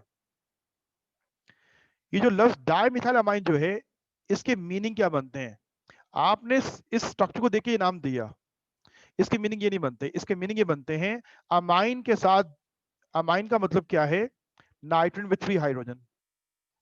अमाइन का मतलब है नाइट्रोजन विद 3 हाइड्रोजन। अगर उसकी एक हाइड्रोजन मिथाइल से रिप्लेस हो जाए, that is called methyl amine. अगर दूसरी हाइड्रोजन भी मिथाइल से रिप्लेस हो जाए, that is called di methyl amine. और अगर तीसरी हाइड्रोजन भी रिप्लेस हो जाए तो फिर उसका नाम बनता है ट्राई मिथाइल अमाइन। अब मुझे बताओ कि आपके नाम जो है वो मिथाइल अमाइन है या डाई मिथाइल अमाइन है, इसका मतलब क्या लोगे कि मिथाइल अमाइन 2 हैं, या इसका मतलब ये वाला लोगे। इसलिए ऐसे लीगेंड्स जिनके तादाद में हम प्रीफिक्स डाई और ट्राई लिखते हैं और उनकी कंपोजिशन चेंज हो जाती है, वहां पे भी हम ये प्रीफिक्स यूज नहीं करते। इसलिए मैं ये प्रीफिक्स यूज नहीं करूंगा, बल्कि इसकी तादाद, मिथाइल अमाइन की तादाद 2 के लिए मैं क्या लिखूंगा, मैं यू लिखूंगा, तादाद बिस मिथाइल अमाइन।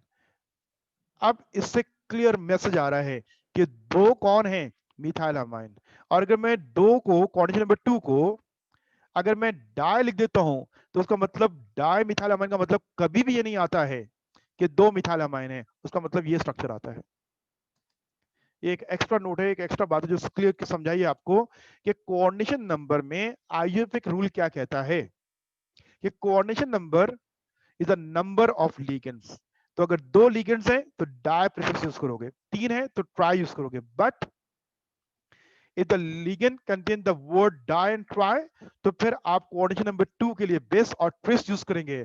साथ में एक नोट मैंने क्या ऐड कर दिया, ये ऐड कर दिया कि अगर किसी लिगेंड के साथ प्रीफिक्स डाई लगाने से उसकी कंपोजिशन ही चेंज हो जाती है, तो फिर उसके लिए भी हम यही वाला काम करते हैं जो पॉलीस्लैबिक लिगेंड्स में होता है कि 2 के लिए बेस और 3 के लिए क्या होगा, ट्विस्ट होगा।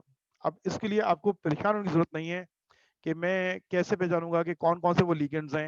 मैंने कहा हमारा सिलेबस बहुत आसान है, इथाइलिन डायमाइन ही एग्जाम में आ रहा है हमेशा, ठीक है। और जब ऑर्गेनिक केमिस्ट्री आप पढ़ लोगे तो फिर ये वाली बात जो मैं समझा रहा हूँ ये आपको और अच्छे अंदाज से समझ में भी आएगी कि मिथाइल अमाइन कौन है, डाई मिथाइल अमाइन कौन है और ट्राई मिथाइल अमाइन क्या होता है। डन, मैं आगे बात करूं, मुझे मैसेज करो डन का, मैं आगे बात करता हूं।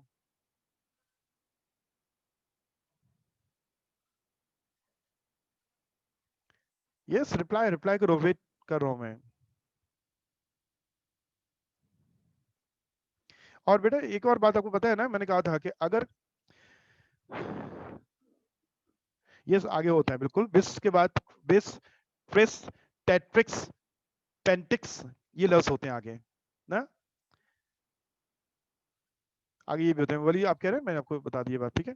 तो मैं ये कह रहा हूँ कि आपने आज ये टॉपिक समझ रहे हैं, मुमकिन भी ये है कि आपको शायद कोई ऐसी कंफ्यूजन हो जो क्लियर नहीं हो रही है, तो मोस्ट वेलकम, आप आ सकते हो, टाइम लो और जरूर आओ, लेकिन उसी वीक के अंदर आओ बेटा। अपना वर्क को जमा नहीं करना है, फिर मुश्किल हो जाती है ना, मुश्किल हो जाती है, क्योंकि मुझे असल में वो सवाल आपके जहन से निकालना होता है जो प्रॉब्लम है असल में। फिर मुझे वो फाइंडिंग बड़ी मुश्किल हो जाती है कि क्या एलिमेंट्स हैं कि आपको बात क्यों कंफ्यूज की गई और क्या मसला हुआ। तो जिस वीक में प्रॉब्लम है उसी वीक में आ जाना है। कल की क्लास हमारी कोई प्रॉब्लम थी जिसमें ड्रॉप होगी, तो मैंने इसी वीक के अंदर एक क्लास अरेंज करनी है। इट मे बी सैटरडे और संडे कि मैं ये टॉपिक एंड करना है, मुझे नेक्स्ट वीक ऑर्गेनिक स्टार्ट करनी है, ठीक है। जो भी टाइम होगा इंशाल्लाह आपको व्हाट्सएप के जरिए शेयर कर दूंगा, और व्हाट्सएप ग्रुप में मैसेज दिखते रहा करो और अलाइन रहो चीज़ों के साथ, ठीक है। ओके बेटा, अब हम आगे बात करते हैं, मैं इसको मूव करता हूँ, नेक्स्ट स्लाइड पे हम जाएंगे। ओके, दो चीजें बेटा डिस्कस हो गई हैं, सेंट्रल मेटल डिस्कस हो गया, कोऑर्डिनेशन नंबर डिस्कस हो गया। अब असल चीज है लीगेंड्स के नाम याद करने हैं। तो पहले तो लीगेंड की डेफिनेशन समझे, लीगेंड कहते किसको है। एक स्टार्ट में स्टूडेंट का लीगेंड का मतलब क्या है। अब हम आए हैं टॉपिक के ऊपर। अब यहाँ पे बात को समझना है, लीगेंड एक वर्ड यूज कर रहा हूँ ना, लीगेंड, लीगेंड्स, लाइगेंड्स भी पढ़ते हैं इसको और प्रोनाउंस और लीगेंड भी कहते हैं, ठीक है। लीगेंड्स, इलेक्ट्रॉन पेयर जो डोनर है ना वो लीगेंड है। जो भी एटम या group of atom electron pair donate करता है दैट इज कॉल्ड लिगेंड्स, और इनको लुईस बेस कहते हैं। तो लिगेंड्स कौन है, लुईस बेस भी कहलाते हैं। हम यहाँ पे टर्म लिगेंड यूज कर रहे हैं, नॉट अ लुईस बेस लफ्ज यूज नहीं करेंगे, हम यहाँ पे टर्म क्या यूज करेंगे, लिगेंड यूज करेंगे। अब इसकी डेफिनेशन जो है इसको कॉपी करेंगे आप।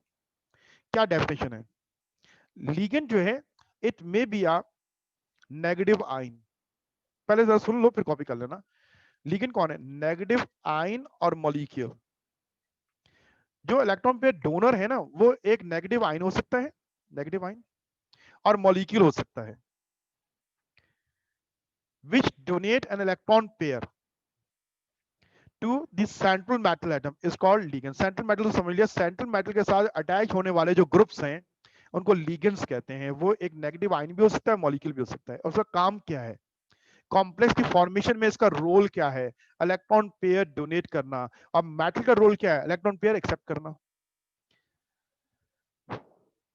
A negative ion or molecule which donate an electron pair to the central metal atom is called ligand।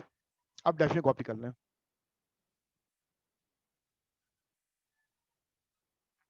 अब ये लिस्ट है जो याद कर रही है हमें, जितनी जल्दी याद कर लेंगे नेमिंग आपके लिए आसान हो जाएगी, वरना फिर नेम के लिए आपको सोचना पड़ेगा कि इसका नाम क्या है।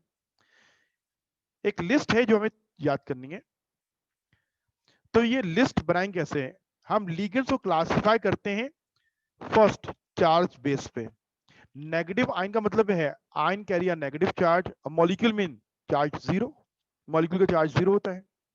तो लिगेंड मैंने कहा दो किस्म के हो गए, पहले नेगेटिव आयन की लिस्ट याद करेंगे, फिर मॉलिक्यूल की बात करेंगे। मैं अभी यहां सिर्फ समझाऊंगा, याद आपने बाद में करना है, ठीक है? ये स्लाइड भी मैंने आपको आज व्हाट्सएप की है, डेफिनेटली कॉपी कर लिया आपने। ओके, अब क्लासिफिकेशन की बात करता हूं कि लिगेंड्स जो हैं उनको हम क्लासिफाई कर रहे हैं on the basis of electrical charge कि उनका इलेक्ट्रिकल चार्ज क्या है। मीन अगर वो नेगेटिव चार्ज है तो वो एनाइंस कहलाएंगे, और अगर वो न्यूट्रल हैं तो उनको मॉलिक्यूल कहेंगे। तो लिगेंड दो किस्म के होते हैं, एनाइन होते हैं और कौन होते हैं? मॉलिक्यूल। पहले एनाइन की बात करो। Anionic ligands mean carry a negative charge, ligands carry a negative charge. जितनी भी नेगेटिव आइंस है ना उनकी हम बात कर रहे हैं। सुन रहे हो मेरी बात? देखो ये क्लोराइड है ना, क्लोराइड। अब यहाँ जो लर्निंग है वो ये है कि क्लोराइड को क्लोराइड नहीं पढ़ा जाएगा आईयूपीएक नेम में, क्लोरो पढ़ेंगे। एक तो लिस्ट पहचाननी है और फिर उनके नेम याद करने हैं। क्लोराइड तो क्या पढ़ेंगे आप? क्लोरो। आईयूपीएक रूल मेरे नोट्स में पेज नंबर 83 पे दिए हैं, बुक में मैंने रीड करने को आधा, दोबारा जाके पढ़िएगा, ये सारी बातें वहां नजर आएंगी। अब ये बात समझनी है कि जो नेगेटिव लिगेंड्स हैं उनके नेम के एंड में ओ लगाते हैं। क्लोराइड क्लोरीन से बना ना, ये क्लोरीन का एटम है, उसने इलेक्ट्रॉन ले लिया तो ये क्लोरीन नहीं रहा, इसमें सफिक्स आईडी लगाते हैं क्लोराइड। लेकिन अगर ये लिगेंड है तो क्लोराइड नहीं पढ़ेंगे, क्लोरो पढ़ेंगे। अब एक बात जो है ना उसको जरा क्लियर कर लो, समझ लो। देखो मैं एक कॉम्प्लेक्स लिखता हूं, chromium NH3 taking 4 Cl2 Cl। इस कंपाउंड के अंदर दो क्लोरीन है, एक ये क्लोराइड है और ये भी क्लोराइड है। ये लीगेंड है और ये लीगेंड नहीं है। तो लीगेंड को पढ़ोगे क्लोरो, ये लीगेंड का नाम है, याद रखना लीगेंड का नाम है क्लोरो। और लीगेंड स्क्वायर ब्रैकेट के अंदर होता है, बाहर नहीं होता है। इस बात को मैं जो कह रहा हूं इसको मेमोराइज करो, याद रखो कि बाद में प्रॉब्लम करोगे। ये क्लोरो नहीं पढ़ा जाएगा, ये बाहर वाला जो है इसका नाम क्या है? It is a chloride. मेरा फर्स्ट स्लाइड अगर याद हो तो मैंने इसको क्या कहा था? एनाइन। ये कहा था मेटल है, ये कहा था लिगेंड्स हैं, ये 4 कोऑर्डिनेशन नंबर थे, और ये एक एनाइन है, नेगेटिव आइन है। इसको पढ़ेंगे क्लोराइड और इसको पढ़ेंगे क्लोरो। जब भी आपका क्लोराइड एज अ लिगेंड होगा तो नाम क्या होगा? क्लोरो। इस क्लोरो से आपने समझ लेना है ब्रोमाइड क्या होगा? ब्रोमो। और आयोडाइड क्या होगा? आइडो होगा। लिस्ट बड़ी हो जाती इसलिए मैंने सिर्फ क्लोराइड से हालाइट समझा दिया आपको। क्लोराइड को पढ़ेंगे क्लोरो, ब्रोमाइड पढ़ा जाएगा ब्रोमो, आयोडाइड क्या पढ़ा जाएगा? आइडो। ये है साइनाइड। जी हाँ, ब्रैकेट के इनसाइड लिगेंड होता है बेटा, सही कह रहे हैं। ओके, ये साइनाइड है लेकिन इसको साइनो पढ़ेंगे। स्क्वायर ब्रैकेट के अंदर है साइनो, बाहर है साइनाइड है। मिसाल के तौर पे जैसे ये देखो, ये मैं एक फार्मूला लिखता हूं, ये फार्मूला है। अब इस कंपाउंड का नाम क्या है? पहली बात ये है कि ये कॉम्प्लेक्स नहीं है। पहली बात तो ये ना कि कॉम्प्लेक्स नहीं है। क्यों कॉम्प्लेक्स नहीं है? क्योंकि स्क्वायर ब्रैकेट मौजूद नहीं है, डी ब्लॉक की मेटल मौजूद नहीं है। ये एक आयोनिक कंपाउंड है। ये है पोटेशियम और ये साइनाइड, साइनाइड। लेकिन अगर ये एज अ लिगेंड किसी कंपाउंड के अंदर पाया जाता है, अगर हम लेते हैं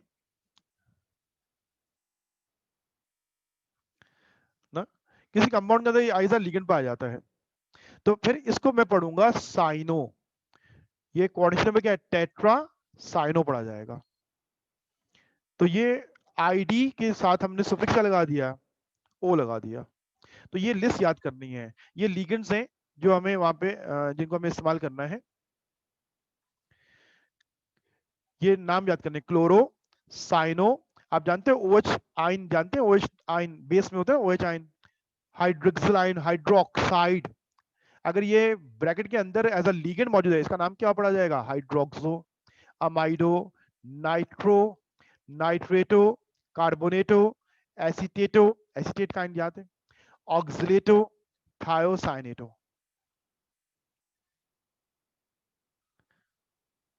बेटा मैंने स्लाइड शेयर की है ना, तो उसको मोबाइल से देखना नहीं है, उसको कॉपी करना है। ये कॉपी करना है, इनको याद करना है, नेक्स्ट क्लास में याद होना चाहिए। आपको याद नहीं है, आपको क्वेश्चन को रिप्लाई नहीं करूंगा मैं फिर।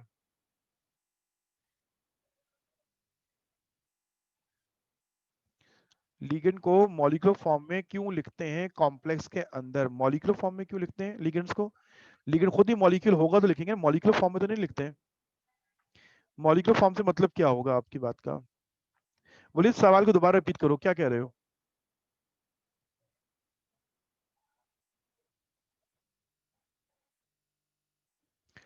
लिगेंड को मॉलिक्यूलर फॉर्म में नहीं लिखते। अगर वो मॉलिक्यूल है तो एज अ मॉलिक्यूल यूज किया जाएगा। अगर वो नेगेटिव आयन है, एज अ नेगेटिव आयन। हमने मॉलिक्यूल तो नहीं लिखते उसके अंदर। ये कोई भी मॉलिक्यूलर फार्मूला होता है ना, जैसे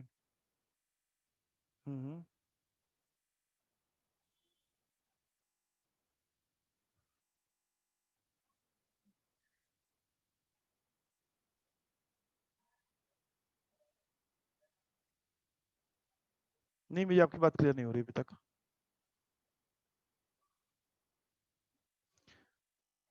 मैं एक फार्मूला लिखता हूँ, दोबारा रिपीट करता हूँ। देखो, ये एक मैं फार्मूला लिख रहा हूँ, जैसे हमने लिखा था K4FeCN6। अब बताओ इसके अंदर क्या कहना चाह रहे हो आप? इसमें मैं रिपीट कर लेता हूं कि मैं ये कह रहा हूं कि इस कॉम्प्लेक्स के अंदर लीगेंड कौन है।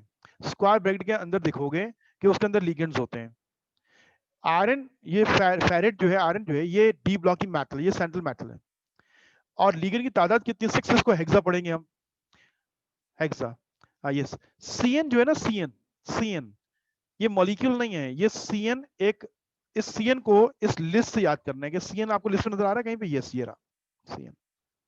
इट्स नॉट अ मॉलिक्यूल, ये तो एक नेगेटिव आयन है।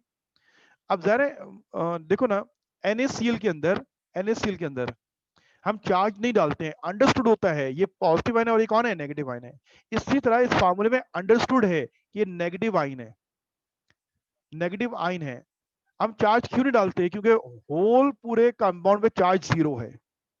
इसमें नेगेटिव चार्ज भी है, पॉजिटिव चार्ज भी है, लेकिन ओवरऑल चार्ज क्या है? 0। अब सुनो कैसे चार्ज 0 कैसे हो गया। मैं सारे चार्ज डालता हूँ।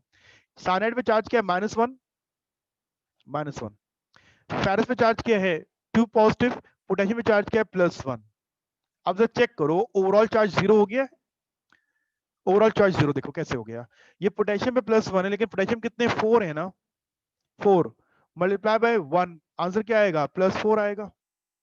आयरन का एक एटम है, चार्ज क्या होगा? +2। साइनाइड का चार्ज -1 है, लेकिन कितने? 6 हैं, तो -6। मुझे बताओ चार्ज रिजल्टेंट क्या आएगा? 0 आएगा। तो ओवरऑल चार्ज इज 0। इसलिए हम अंदर कहीं पे चार्ज पुट नहीं कर रहे होते, क्योंकि overall charge is 0। But charge उन पे मौजूद होते हैं, लेकिन उनके चार्ज आपस में एक दूसरे को न्यूट्रल कर लेते हैं। ओके बेटा, थैंक यू, समझ में आ गई बात। इसमें एक और मैं आपके लिए आसानी करता हूँ, क्योंकि बेटा हमारा मकसद यहाँ पे क्या कहते हैं इसको, सिलेबस को एंड कर देना या फॉर्मेलिटी को पूरा कर देना, ये मकसद कहीं पे भी नहीं है ना। आदम जी के अंदर टीचिंग जो है वो पर्पस के पे होती है, और कोई ना कोई उसका इफेक्टिव लर्निंग होना चाहिए। इसलिए ये नंबर नोट करो मेरा, 03333422948। आप ड्यूरिंग लेक्चर मुझे कॉल कर सकते हैं अगर आपको कोई बात पूछनी हो ड्यूरिंग लेक्चर ना। कॉल कीजिए और फिर उसमें सवाल कर लें, क्योंकि हम जब एक दूसरे की बात नहीं समझेंगे ना, तो मसला हल नहीं हो रहा होता है। इसलिए आप ये कॉल भी कर सकते हो, ठीक है? तो हम फिर उसको बात को साथ में कर सकते हैं ना। और सबसे आसान बात यह है कि मैंने आपको कहा कि पूरा टॉपिक सुन लो, समझ लिया करो। कुछ एक बात रह जाती है तो आप फिजिकली यहाँ आ जाओ। अभी गवर्नमेंट ने ना इतनी सख्ती नहीं की हुई है, आप आ सकते हो। उन्होंने बोला कि हफ्ते में एक दिन बुलाएं बच्चों को, उनको क्या नाम है, होमवर्क दें, असाइनमेंट्स दें, तो आप आ सकते हो। बस जरा फोन करके आ जाया करो, क्योंकि जरा वर्कलोड इतना ज्यादा है, इतना ज्यादा है, क्योंकि ये सब चीजें नई है ना। ये स्लाइड बनाने में आपका क्या ख्याल है कि ये बनी बनाई मिल जाती है? इसको बनाने में 4 घंटे कम से कम लगते हैं, या 6 घंटे मैक्सिमम लगते हैं, कि इसको प्रेजेंटेबल और आसान अंदाज में बनाना है कि आप इससे मैक्सिमम बेनिफिट हासिल करें। ठीक है बेटा, ये व्हाट्सएप नंबर है, इस पर आप मुझे व्हाट्सएप कर सकते हैं, कॉल भी कर सकते हैं, व्हाट्सएप भी कर सकते हैं। ओके, आइए हम आगे बात को बढ़ाते हैं। ये वो लिगेंड्स हैं जो नेगेटिव आइंस हैं। अब इसके अंदर एक डिफिकल्ट, एक जरा डिफिकल्ट मतलब ये कि जो कॉम्प्लेक्स है, जरा उसका स्ट्रक्चर जरा कॉम्प्लेक्स है, बड़ा। ये है एब्रीविएशन यूज की गई है, नाम आगे लिखा हुआ है इसका EDTA एज अ एब्रीविएशन। फार्मूले में इसका स्ट्रक्चर नहीं लिखा जा सकता, वो बहुत कॉम्प्लिकेटेड है, तो उसकी जगह हम एक एब्रीविएशन डालते हैं। ये आज तक कभी एग्जाम में नहीं आया, लेकिन बहरहाल इसका ड्रॉ करना में आना चाहिए, इसका नाम मालूम होना चाहिए, इसका चार्ज मालूम होना चाहिए। इसका नाम है इथाइलिन डायमाइन टेट्रा एसीटेटो। इन तमाम, ये सारे नेगेटिव हैं, इन तमाम में जो लास्ट वन है ना, अगर ये एज अ लिगेंड किसी कॉम्प्लेक्स में मौजूद है, तो इसका कोऑर्डिनेशन नंबर 2 को डाई नहीं लिखोगे, क्योंकि name containing a word di and tetra. बोली बात में समझ में आ गई ना? कोऑर्डिनेशन नंबर डाई नहीं लिखेंगे इसके लिए, अगर 2 है, बिस लिखेंगे। क्या नाम है इसका? Ethylene diamine tetra acetato. मैं नेक्स्ट स्लाइड के अंदर इसका स्ट्रक्चर मैंने बनाया हुआ शो करूंगा आपको। अभी सब ये नाम आप देख लें कि ये हमारा एक लिगेंड है और ये नेगेटिव लिगेंड है। कैसा स्ट्रक्चर है नेक्स्ट स्लाइड में शो करूंगा। ओके, अब मैं वो लिस्ट शो कर रहा हूं जिसमें लिगेंड मॉलिक्यूल है। लिगेंड कौन है? मॉलिक्यूल। हेडिंग डाला है मॉलिक्यूलर लिगेंड्स। ये अगर मौजूद हैं कॉम्प्लेक्स के अंदर, तो इनके नाम ये यूज करो, ये नाम लिखोगे, ये लिस्ट याद रखनी है आपको। अब वाटर मॉलिक्यूल नाम में नहीं पढ़ेंगे हम, इसको एको पढ़ेंगे। और NH3 इज अ मॉलिक्यूल। ये नेगेटिव आइंस नहीं, ये सारे मॉलिक्यूल हैं। NH3 को अमाइन, डबल एम से अमाइन याद रखना, डबल एम। बुक में सिंगल एम दिया होगा? No, it's double M. इस अमाइन के लिए डबल एम यूज करेंगे। और यहां देखो, इथाइलिन डायमाइन के अंदर सिंगल एम वाला अमाइन है, तो NH3 वाले मॉलिक्यूल के लिए डबल एम से अमाइन लिखेंगे हम। CO is called carbonyl, NO is called nitrosyl, EN एक एब्रीविएशन है, नाम के एब्रीविएशन, इथाइलिन डायमाइन। डाइन का मतलब क्या? डाइथाइलिन ट्राइअमाइन। ये हमारे मॉलिक्यूलर लिगेंड्स हैं। मैंने ये लिस्ट व्हाट्सएप की हुई है, इनको याद करके आना है नेक्स्ट क्लास के अंदर। ये लिगेंड्स कौन होते हैं? जो इलेक्ट्रॉन पेयर डोनर्स होते हैं, उनकी लिस्ट याद करनी है। तो हमने कहा लिगेंड्स को याद करो दो कैटेगरीज में, एक नेगेटिव लिगेंड्स की लिस्ट बना लो और एक मॉलिक्यूल्स की बना लें। जब ये याद हो जाएगा तो बहुत इजीली बता दोगे भाई इस कंपाउंड के अंदर लिगेंड ये है। ओके, अब classification of ligand on the basis of electron pair donor atom. एक लिगेंड जो है वो इलेक्ट्रॉन पेयर डोनर होता है। अब उस लिगेंड के अंदर कितने एटम्स हैं जो इलेक्ट्रॉन पेयर डोनेट कर सकते हैं, अब वाली बात करेंगे। लिगेंड का काम क्या है? इलेक्ट्रॉन पेयर डोनेट करना। उस लिगेंड में कितने एटम ऐसे मौजूद हैं जो इलेक्ट्रॉन पेयर डोनर हैं? अगर एक मौजूद है तो वो मोनोडेंटेट कहलाएगा। अगर उस लिगेंड के अंदर दो ऐसे एटम हैं तो वो बायडेंटेट कहलाएगा। अगर उसमें 3 एटम ऐसे हैं तो वो ट्राइडेंटेट कहलाएगा। ये डेंटेट का वर्ड हम आगे भी यूज करने जा रहे हैं। तो डेंटेट, डेंटिस्ट, डेंटेट सुना होगा वर्ड ना, is a Latin word, drive Latin word से ड्राइव हुआ है, विच मींस टूथ।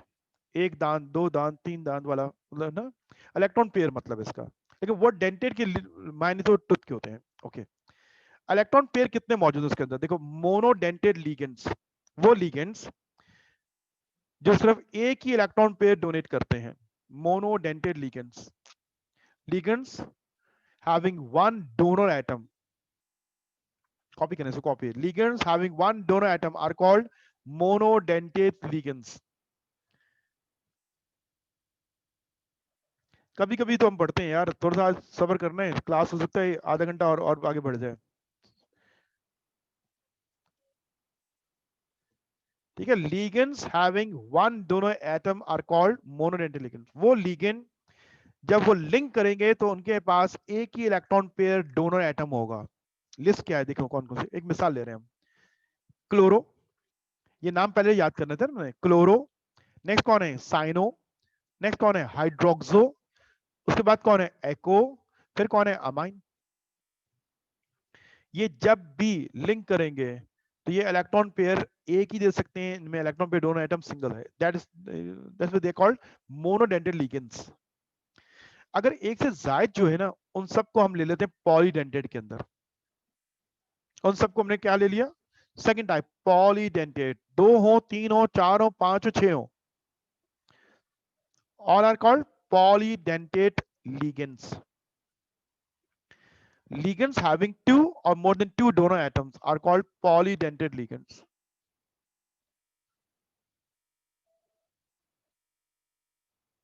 ये टर्म्स इसलिए बेटा याद रखनी है कि मल्टीपल चॉइस क्वेश्चन में सवाल बनते हैं।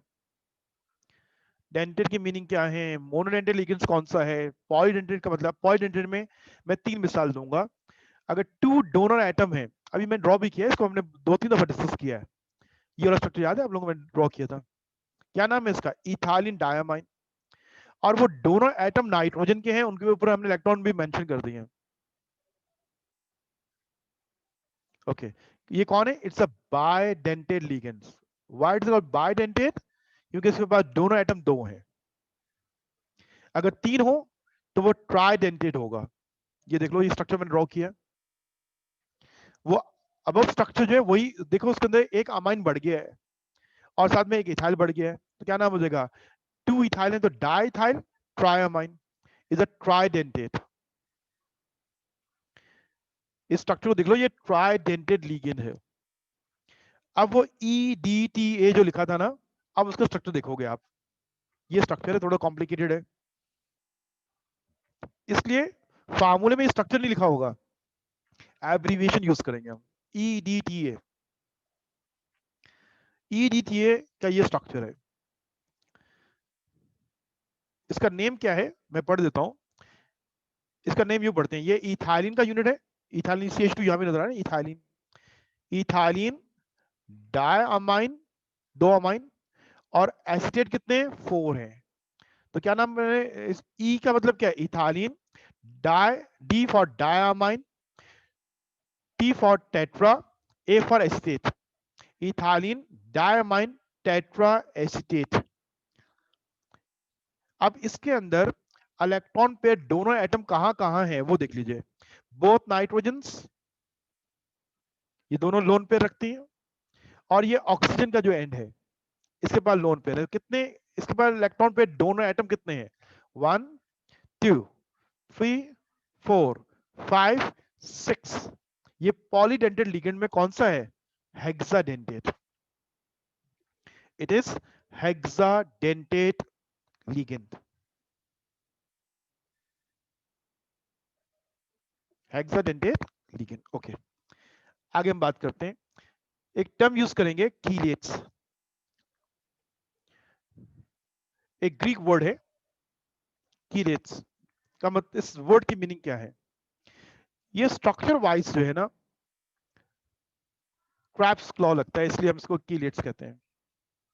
लॉबस्टर या क्रैप्स का क्लॉ जो है ये इस जैसा महसूस होता है, लगता है स्ट्रक्चर में, इसलिए हम इसको कीलेट कहते हैं। कीलेट्स कौन है, कीलेट क्या है,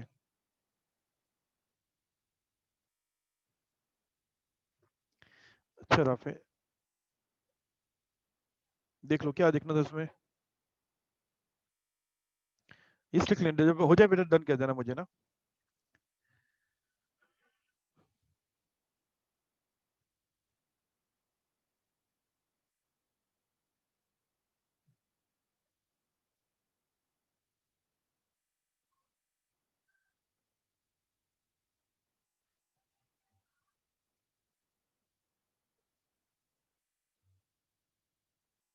ओके बेटा, यस, मैं एक नई टर्म को यहाँ डिस्क्राइब करने जा रहा था, कीलेट्स। CH का साउंड आपको मैंने बताया था ना, कैल्कोसाइट मिनरल नेम था कीलेट्स। वर्ड के मीनिंग क्या है, it's drive from a Greek word which means crabs claw. अब डेफिनेशन क्या है, डेफिनेशन की कॉपी करें आप, पॉलीडेंटेड लिगेंड्स मोनोडेंटेड लिगेंड्स को कभी कीलेट नहीं कहेंगे, पॉलीडेंटेड लिगेंड्स। जब भी कोऑर्डिनेशन करते हैं मेटल के साथ तो एक रिंग बन जाता है, इसलिए हम इसको कीलेट्स कहते हैं। शक्ल में ये क्रैप्स क्लॉ लगता है ना, इसलिए इसको कीलेट का वर्ड नाम दिया गया। पॉलीडेंटेड लिगेंड जब कोऑर्डिनेट करता है सेंट्रल मेटल एटम के साथ तो एक रिंग लाइक स्ट्रक्चर बनता है, इसलिए इसको कीलेट्स कहते हैं। पॉलीडेंटेड लिगेंड में सबसे आसान सी मिसाल जो है बाइडेंटिटी की ले लो। देखो बाइडेंटेड लिगेंड की मिसाल देख लो, इथाइलिन डायमाइन में ये इलेक्ट्रॉन पे दोनों एटम्स हो गए, ये दोनों कोऑर्डिनेशन करेंगे ना, किसके साथ? मेटल के साथ करेंगे। मिसाल मेटल जो है इसका ऑक्सीजन नंबर 2 पॉजिटिव है, तो अब ये देखो कि क्या कर रहा है, ये देखिए ये लिगेंड यहां से और यहां से अटैच्ड हो रहा है। तो अगर आप किसी क्रैब्स का क्लॉ देखिए वो ऐसा ही होता है कि उसने ये लॉबस्टर हो ये कोई भी है, तो वो देखिए वो यूं इसको होल्ड करता है, इसलिए हम इसको क्रैब्स क्लॉ का नाम दे रहे हैं। अब मैं आपको एक थोड़ी पिक्चर दिखा देता हूँ, आप देखिए जरा इसको, ये देखिए, पहले जरा इसको इरेज कर दें ताकि वो क्लियर हो जाए। ओके, ये देखिए ये वही है इथाइलिन CH2 यहां लगा हुआ है, डायमाइन ये अमाइन है। अब ये देखिए कि ये हमारा लिगेंड है, लिगेंड, तो ये क्रैब्स क्लॉ ये नजर आ रहा है ये, इसलिए ये कीलेट का टर्म ये वर्ड हमने यूं ड्राइव किया, इसकी शक्ल को देख के हमने ये नाम लिया हुआ इसका। ठीक है, लव्स के मीनिंग जो है वो आपको मैंने क्लियर कर दिया। डेफिनेशन क्या है कि ये कौन करते हैं ऐसा, पॉलीडेंटेड लिगेंड्स करते हैं। जब वो कोऑर्डिनेशन करते हैं सेटेलाइट में रिंग टाइप बन रहा होता है स्ट्रक्चर, इसलिए कीलेट्स। बुक की एग्जांपल है जिसको याद रखना है, निकल डाइमिथाइल ग्लाइकोसेमेट, इसको DMG कहते हैं। ये एक रिएजेंट है जो आप लैब में यूज करते हो, DMG कैपिटल में लिखते हैं DMG। निकल की जो कंफर्मेशन टेस्ट होता है ना निकल सॉल्ट का, तो DMG यूज करते हो, चेरी रेड पिपिडी आती है उसके अंदर, ये अपने लैब में यूज किया हुआ रिएजेंट। निकल डाइमिथाइल ग्लाइकोसेमेट बुक की मिसाल दी हुई है, इसका स्ट्रक्चर ड्रॉ करना है। ये डाइमिथाइल ग्लाइकोसाइम ये लिगेंड है, आप देख रहे हो ना कि इसके ये दो एंड है नाइट्रोजन वाले जो कोऑर्डिनेशन करेंगे सेंट्रल मेटल एटम से। तो ये ऐसा है जैसे क्लॉज जो है आके उसको होल्ड कर रहे हैं। तो डाइमिथाइल ग्लाइकोसाइम मैंने एक स्ट्रक्चर ड्रॉ किया है जो कि दो हैं और वो लिंक करेंगे किससे? सेंट्रल मेटल निकल के साथ। अब ये स्ट्रक्चर जो है ना ये वाला आपको ड्रॉ करना है। यहाँ एक बॉन्ड मिसिंग है, कहीं ड्रॉ होने से रह गया उससे, ये निकल डाइमिथाइल ग्लाइकोसेमेट। ओके, आपको डिफिकल्ट लग रहा है, मैं समझाता हूँ उसको ड्रॉ कैसे करना है। चलिए मेरे साथ ड्रॉ करेंगे, पहले समझें कि डाइमिथाइल ग्लाइकोसेमेट का आयन लेना है, आयन। तो मैं इसको ड्रॉ करता हूं कि दो कार्बन के एटम को लिंक करो विद अ सिंगल बॉन्ड। आपको याद है कि मैं क्या नाम है इंडस्ट्री का जो फिगर डायग्राम में समझाता हूं कैसे मैंने ड्रॉ किया, इसको समझने ड्रॉ कैसे। दो कार्बन के एटम है link with catenate with single bond, इन दोनों कार्बन एटम के साथ दो मिथाइल ऐड कर दीजिए लेफ्ट साइड पे।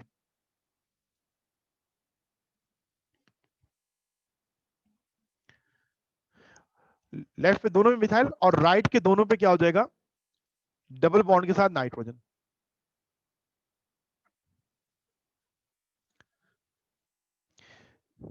एक नाइट्रोजन के साथ अटैच करें OH ग्रुप, तो दूसरे नाइट्रोजन के साथ O नेगेटिव। ये डाइमिथाइल ग्लाइकोसेमेट का आयन है, ये मॉलिक्यूल लिखा था पहले जो लिखा हुआ मैंने। ऐसा एक और होगा, लेकिन कोऑर्डिनेशन किससे कर रहा है? निकल के साथ। अब मैंने निकल लिखा, निकल, इस निकल के साथ इसकी कोऑर्डिनेशन हो रही है नाइट्रोजन के जरिए, कोऑर्डिनेशन एलिमेंट बना रहा है, ये कोऑर्डिनेशन एलिमेंट बना रहा है।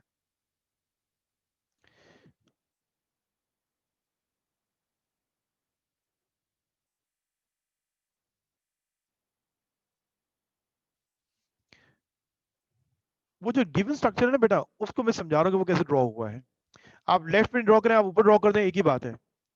वो जो स्ट्रक्चर बुक का है ना, पेज नंबर 86 का, उसकी फिगर समझा रहा हूँ मैं ना, कि वो फिगर हमें याद करनी है, ड्रॉ करना है। आप सीएचसी ऊपर डाल दें, यहाँ डाल दें, वो बुक की फिगर डिफरेंट हो जाएगा, प्रॉब्लम कुछ भी नहीं है, लेकिन उसका एग्जामिनर को समझने आपने बनाया क्या है। अब मैं इसके साथ एक और ड्रॉ करता हूं ताकि वो बुक का स्ट्रक्चर कैसे ड्रॉ होना है। अगेन मैंने क्या समझाया था कि दो कार्बन के एटम को आपस में कैटिनेट मीन लिंक करो विद अ सिंगल बॉन्ड, ताकि वो जो स्ट्रक्चर बुक में बना हुआ है ना, वो आपको ड्रॉ करना आ जाए। अब निकल के साथ जो बॉन्डिंग होनी है वो तो नाइट्रोजन ने करनी है ना, तो इसलिए इसके लेफ्ट पे कौन होगा, नाइट्रोजन, और राइट साइड पे कौन लूंगा, मिथाइल, क्योंकि लिंक किससे करना है, नाइट्रोजन के जरिए करना है। ये नाइट्रोजन कोऑर्डिनेट कोलम्बन बनाया, नाइट्रोजन कोऑर्डिनेट कोलम्बन बनाया। इस नाइट्रोजन के साथ हम O नेगेटिव करते हैं, इस नाइट्रोजन के साथ OH करते हैं। क्यों ऐसा करते हैं, क्योंकि यहाँ हाइड्रोजन बॉन्डिंग बननी होती है। दोनों हाइड्रोजन हो जाएंगे, बॉन्ड नहीं बनाएंगे, यूं ये आके कैटिनेट होते हैं, मिलते हैं और जुड़ते हैं आपस में। तो ये पेज नंबर 86 का जो स्ट्रक्चर है ना, वो आपको दिखते हुए डिफिकल्ट लग रहा होगा कि ड्रॉ कैसे करना है, तो उसकी ड्राइंग समझाइए मैंने आपको।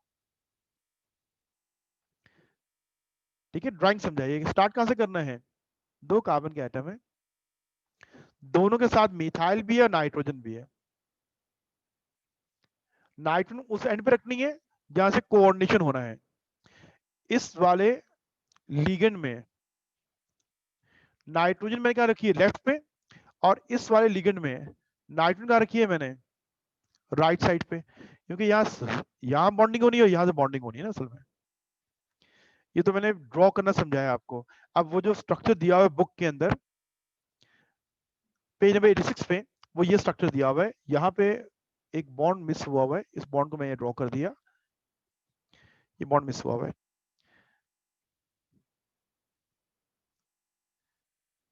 तो ये फिगर ड्रॉ करनी है।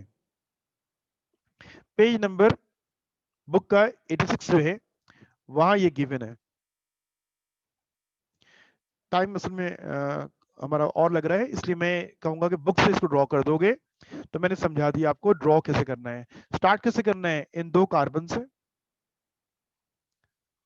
और इन दो कार्बन के साथ पहले मिथाइल को अटैच कर दो, फिर नाइट्रोजन को अटैच कर दो। एक नाइट्रोजन के साथ OH है, दूसरा नाइट्रोजन के साथ क्या है, ऑक्साइड है। सेम यही स्ट्रक्चर निकल के इस साइड में भी दिया हुआ है। ठीक है, तो ये आपने ड्रॉ करने के बाद अब आते हैं एक आखिरी बात के ऊपर, ऑक्सीडेशन नंबर को समझना है। ऑक्सीडेशन नंबर फर्स्ट ईयर में आपने जो पढ़ा हुआ है ना, ये वही फार्मूला यूज होगा। ऑक्सीडेशन नंबर यहाँ कैलकुलेट नहीं करना है, इतनी प्रैक्टिस करनी है कि फार्मूले को देख के वर्बली मालूम हो जाए, और ऑक्सीडेशन नंबर मैटर की हम साथ में लिख देंगे।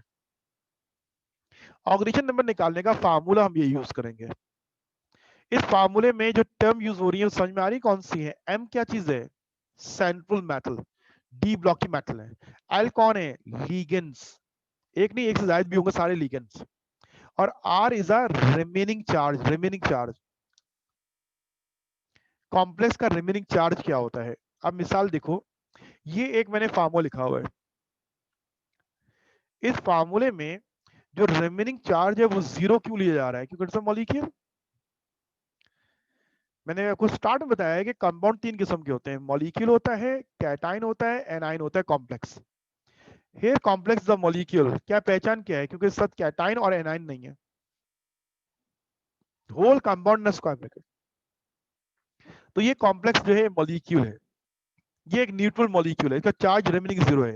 ये जो आर की वैल्यू जो है क्या लेंगे आप, 0 लेंगे। अब इसका मैं इसको ओपन करूंगा इस फॉर्मेट के ऊपर। सबसे पहले मैं इसकी मेटल लिखूंगा। फार्मूला मेरा क्या है, M plus L is equal to R, ये फार्मूला यूज कर रहा हूं। अब कॉम्प्लेक्स में मेटल कौन है, क्रोमियम। लीगेंड पहला कौन है, एको, और कितने 3 है, मैं लिखूंगा 3H2O प्लस क्लोरो, कितने 3 है, 3 क्लोरो। ये अभी लीगेंड जो पहली स्लाइड में हमने नाम जो पढ़े हैं ना, जब याद होंगे तो फिर यहाँ इस्तेमाल करेंगे। तो आपको मालूम है ये एको है और ये क्लोरो है, is equal to remaining charge क्या है, 0। मुझे क्रोमियम का ऑक्सीडेशन नंबर निकालना है। इसका ऑक्सीडेशन नंबर निकालने के लिए मैं पहले मॉलिक्यूल वाटर की बात करता हूं। Water is a molecule, charge 0 होता है, और क्लोरो पे चार्ज क्या होता है, -1 होता है, इज इक्वल टू 0 हो जाएगा। सोल्यूशन इसका 3 मल्टीप्लाई 0 0 हो जाएगा ना। Chromium is equal to -3 is equal to 0। ये 3 0 से 0, ये 0 हो गया। 3 मल्टीप्लाई 1 -1 मल्टीप्लाई किया -1 से -3। -3 को राइट साइड पे ले जाओ तो chromium is equal to oxygen number क्या आ रही है यहाँ पे 3। यहाँ कोऑर्डिनेशन क्या नाम है, कॉम्प्लेक्स के अंदर मेटल का हमने ऑक्सीजन नंबर निकाला। अब मैं इसको प्ले करता हूँ। देखिए ये फार्मूला हम यूज करेंगे जब भी ऑक्सीजन नंबर निकालना होगा। इसमें एम डी ब्लॉक की मेटल होगी जो एक ही होती है, और लिगेंड एक से ज्यादा होंगे। अब मैंने वैल्यू पुट कर दी। M is a chromium plus 3H2O and 3 chloride is equal to 0 is the remaining charge। Molecule का चार्ज 0 पुट कर दिया, क्लोराइड का चार्ज -1 पुट कर दिया, मल्टीप्लाई कर दिया। 3 मल्टीप्लाई में 0 0 हो जाएगा, 3 मल्टीप्लाई -1 -3 हो जाएगा। क्रोमियम -3 इज इक्वल टू 0, ये -3 जब राइट पे जाएगा तो +3 हो जाएगा। तो क्रोमियम का ऑक्सीजन नंबर क्या आ रहा है, 3 आ रहा है। ये कोई नई चीज नहीं है, फर्स्ट केमिस्ट्री में ऑक्सीजन नंबर निकालना हमने समझा हुआ है, ये वही अंदाज है। मैं 2 मिसालें और देता हूं, और इनको भी मैंने एज अ स्लाइड शेयर किया हुआ है। ये वाला कॉम्प्लेक्स याद है, हमने पढ़ा था एस ब्लॉक के अंदर के zinc hydroxide is soluble in excess of NaOH, tetrahydroxo zincate 2 ion बनता है, ये वो आयन है। यहां नजर आ रहा है इस कॉम्प्लेक्स पे रिमेनिंग चार्ज दिया हुआ है -2, ब्रैकेट ऊपर चार्ज दिया है ना, ये आयन है, कॉम्प्लेक्स आयन दिया हुआ है, पूरा कंपाउंड नहीं है, इसका कैटायन या मेंशन नहीं है। इस कॉम्प्लेक्स का रिमेनिंग चार्ज तो मालूम हो गया, लेकिन मेटल की ऑक्सीजन स्टेट निकालनी है।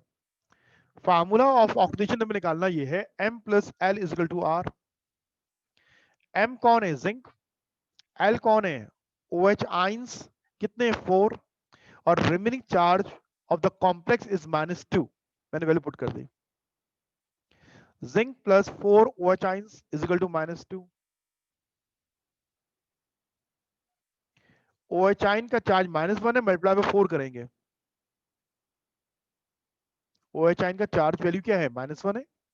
इस लिगेंड, ये लिगेंड जो है मॉलिक्यूल नहीं है, लिगेंड की लिस्ट में जाके देखोगे कौन है, ये OH आइन है, -1 चार्ज होता है एक के ऊपर, और ये 4 है तो -4 हो जाएगा।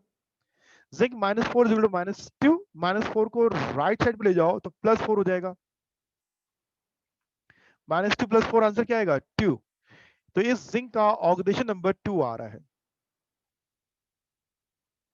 नेक्स्ट एग्जांपल है K3FeCN6 की। मुझे आप सिर्फ ये रिप्लाई करो, इस कॉम्प्लेक्स के ऊपर रिमेनिंग चार्ज कितना है। ये R is the remaining charge of the complex. इस R का चार्ज क्या होगा, नहीं बेटा मिस बार नहीं, राफे नहीं, कॉम्प्लेक्स पे चार्ज क्या होगा, कॉम्प्लेक्स पे। हाँ एक स्टूडेंट सही आंसर दिया है।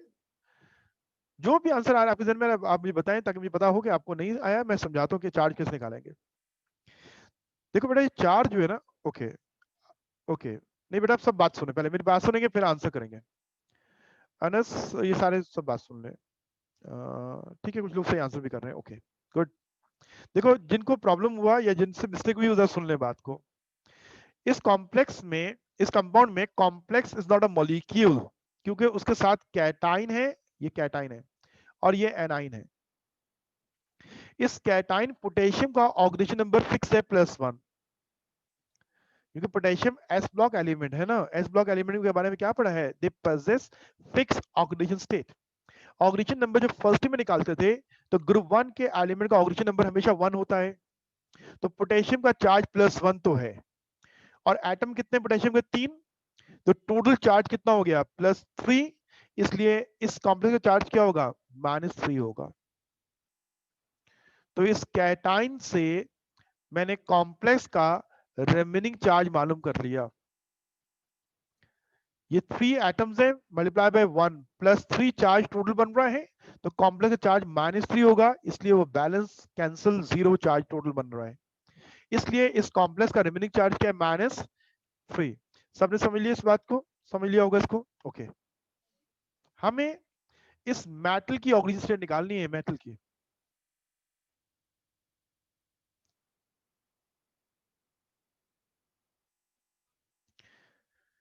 इस कॉम्प्लेक्स में रिमेनिंग चार्ज क्या है? इस कॉम्प्लेक्स में कैटाइन और एनाइन मिले हुए हैं।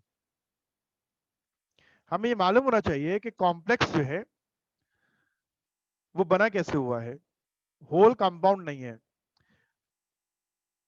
NaCl में कैटाइन सोडियम है +1, तो फिर क्लोराइड का चार्ज क्या होगा? -1। अगर मैं लिखता हूं कैल्शियम क्लोराइड, अगर क्लोराइड -1 है लेकिन 2 एटम है तो टोटल चार्ज कितना हो जाएगा? -2। तो कैल्शियम में चार्ज क्या होगा? +2। ये वाली बहुत सिंपल सी बातें हैं जो हम फर्स्ट ईयर में या 9th में पढ़ के आते हैं, इसलिए जरा इनको समझें गौर, कि कोई नई बात नहीं है यहाँ पे। पोटेशियम का चार्ज टोटल कितना है, उसको बैलेंस करने के लिए उतना नेगेटिव चार्ज एनाइन पे होना चाहिए। पोटेशियम में चार्ज होता है +1। क्यों +1 होता है? ग्रुप 1A का एलिमेंट है, इनका ऑक्सीजन नंबर फिक्स है, इसका वैलेंस इलेक्ट्रॉन सिंगल एक ही है, जब भी रिएक्शन करेगा एक ही तो इलेक्ट्रॉन निकालेगा, तो इसकी ऑक्सीजन स्टेट तो 1 आएगी इसकी। अब +1 एक एटम पे चार्ज है, ये एक एटम नहीं है, कितने एटम है? 3। तो टोटल चार्ज कितना हो जाएगा? +3। इसको बैलेंस करने के लिए नेगेटिव चार्ज कितना होगा? बैलेंस मीन कैंसिल आउट करने के लिए नेगेटिव चार्ज क्या होगा? -3। क्योंकि इस पूरे कंपाउंड पे रिमेनिंग चार्ज की वैल्यू क्या आ रही है? 0। कोई चार्ज नजर आ रहा है? No charge. इसका मतलब है इसके अंदर जितना पॉजिटिव चार्ज है उतना नेगेटिव चार्ज है। इस कॉम्प्लेक्स का रिमेनिंग चार्ज क्या है? कॉम्प्लेक्स का -3। मैं इसको यूं दोबारा लिखता हूं कि कॉम्प्लेक्स ये है FeCN6 और रिमेनिंग चार्ज क्या है इसका? -3। ये R जो कहा गया है ना, R वो समझ रहे हैं हम। R is the remaining charge of the complex, not a compound. Complex का रिमेनिंग चार्ज। अगर कॉम्प्लेक्स मॉलिक्यूल है तो चार्ज 0 होगा, अगर कॉम्प्लेक्स कैटाइन है चार्ज पॉजिटिव में होगा, अगर कॉम्प्लेक्स एनाइन है तो चार्ज नेगेटिव में होगा। इस कॉम्प्लेक्स का चार्ज क्या है? -3 है। फॉर्मूला लिखते हुए हमें पता होता है कि ये 3 जो है ये इसका ऑक्सीजन नंबर है, और यहाँ ब्रैकेट के बाहर 1 है, 1 शो नहीं किया था, इसका ऑक्सीजन नंबर है। ये +1 है और ये -3 है।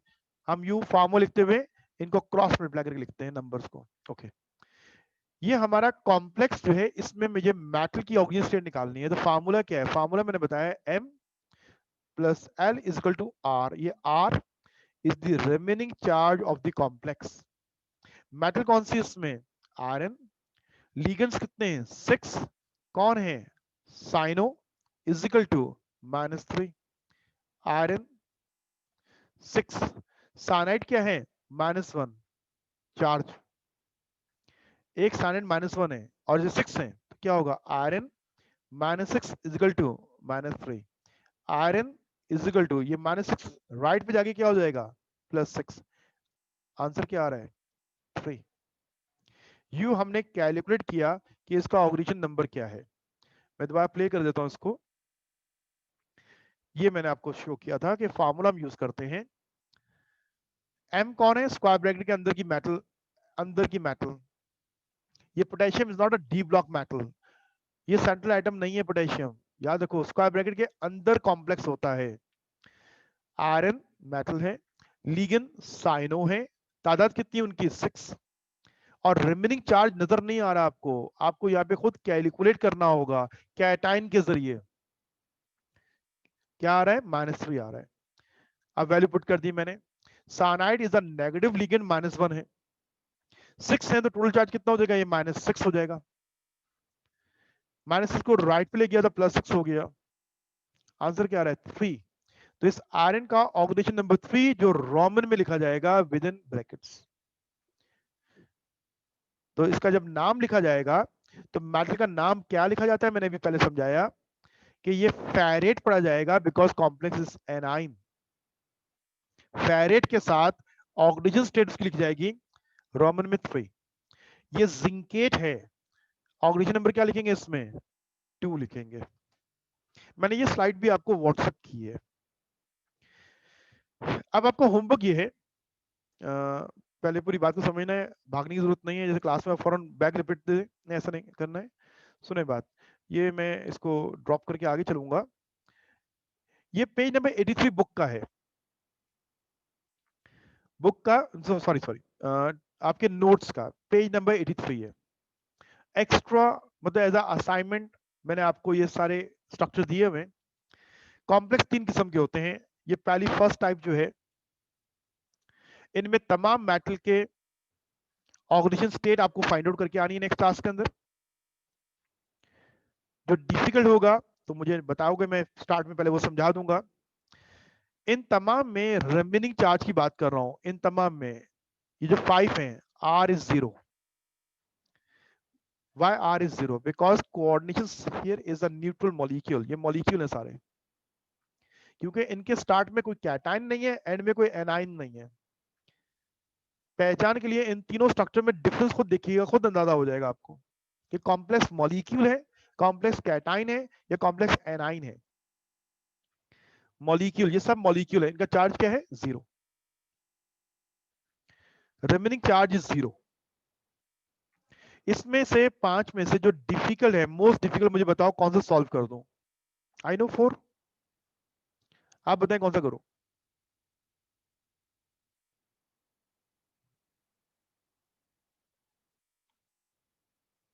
4 ना, यस 4, ओके। अब 4 को जरा सुनो, मैं सॉल्व करता हूं। 4 को सॉल्व करना है, फार्मूला कौन सा हम फॉलो करते हैं? M plus L is equal to R, ये फार्मूला है ना ऑक्सीजन नंबर निकालने के लिए। इस 4 के अंदर मेटल कौन सी है? Cobalt, CO is the metal. इसके साथ लीगेंड्स लगे हुए हैं। मेटल हमेशा एक ही होगी, लीगेंड एक से ज्यादा होंगे। यहाँ लीगेंड्स कितने हैं? 1 2 3 4 लीगेंड्स हैं। पहला कौन है? अमाइन, और वो 3 है, 3 मॉलिक्यूल अमाइन के। प्लस क्लोरो है, प्लस साइनो है, प्लस नाइट्राइट है, और रिमेनिंग चार्ज क्या है? 0। अब मैं वैल्यू पुट करता हूं, cobalt plus 3। Ammonia is a neutral molecule, neutral ligand, charge 0 है। क्लोराइड इज अ -1, इसको डायरेक्ट कर लेते हैं क्योंकि एक ही है।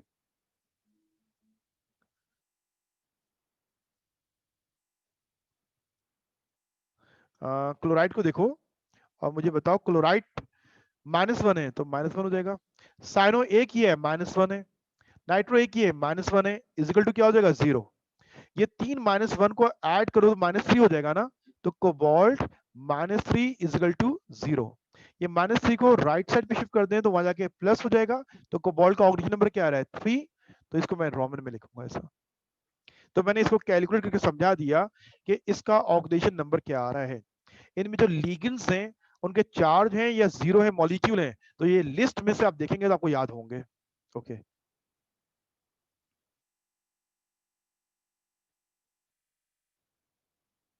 NO2, NO2 बेटा, NO2 अगर एक से ज्यादा होंगे ना तो यहाँ पे टेकिंग ट्वाइस यूं होगा। NO2, NO2 is a nitro. मेरी लिस्ट जो है, अगर मोबाइल मौजूद है तो व्हाट्सएप ग्रुप में जाके देखो, तो मैंने लीगेंड्स की लिस्ट भेजी है, तो इस लीगेंड की पहचान मुझे होनी चाहिए। NO2 इज नॉट अ क्या नाम है, मॉलिक्यूल। एक तो ये नेगेटिव है, चार्ज -1 है। इसकी तादाद कितनी है? ये सिंगल है। अगर एक से ज्यादा होगा तो यहाँ 2 लिखा होगा, NO2 के साथ यहाँ 2 लिखा होगा। ठीक है, NO2 is a compound radical, ये कंपाउंड रेडिकल, ये सिंगल है। अगर ये तादाद में ज्यादा होंगे तो फिर हमेशा यूं होगा। अगर NO2 जो है वो अगर 2 हैं तो मैंने समझा दिया, अगर 3 है तो यूं 3 लिखा जाएगा। ठीक है, ओके बेटा। अच्छा, ये मैंने समझा दिया आपको। अब सेकंड टाइप पे आ जाओ। सेकंड टाइप जो है, इनमें तमाम कॉम्प्लेक्स जो है वो कैटाइन है, क्योंकि उनके बाद में एनाइन दिया हुआ है। अब जो पहला है ना, पहला, इसमें कॉम्प्लेक्स का रिमेनिंग चार्ज +1 क्यों है? इसमें कॉम्प्लेक्स का रिमेनिंग चार्ज क्या है? +1। मैं साथ साथ लिखते जा रहा हूं, +1, क्योंकि क्लोराइड -1 होता है तो कॉम्प्लेक्स +1 होगा। सेकंड वाले में कॉम्प्लेक्स का चार्ज क्या होगा? कॉम्प्लेक्स बॉन्ड किससे बना रहा है? सल्फेट से बना रहा है। आपने कॉपर सल्फेट का फार्मूला पढ़ा हुआ है ना, CuSO4। ये दो आयन से मिलकर बना हुआ है। कौन कौन से? एक कॉपर आयन है और दूसरा आयन कौन सा है? Sulphate ion. तो हमें सल्फेट की पहचान है, ये एक सल्फेट है, एक सल्फेट -2 है, ये एक सल्फेट है -2। तो कॉम्प्लेक्स में चार्ज क्या होगा? +2। सल्फेट अगर -2 है तो कॉम्प्लेक्स क्या होगा? +2। थर्ड पे आ जाओ। थर्ड में क्लोराइड कितने? 3 है, तो -3 है, तो कॉम्प्लेक्स क्या होगा? +3। 4 में देखो, क्लोराइड 1 है, -1, तो कॉम्प्लेक्स क्या होगा? +1। फिफ्थ में क्लोराइड 1 है, तो कॉम्प्लेक्स में चार्ज क्या होगा? +1। सिक्स में तो चार्ज ऑलरेडी गिवन है, +4 गिवन है कॉम्प्लेक्स के ऊपर। सेवेंथ में नाइट्रेट 2 है, नाइट्रेट NO3, नाइट्रेट का रेडिकल -1 होता है। एक नाइट्रेट नहीं है, एक होगा तो -1 होगा। ये कितने हैं? 2 हैं, तो -2 हो जाएगा।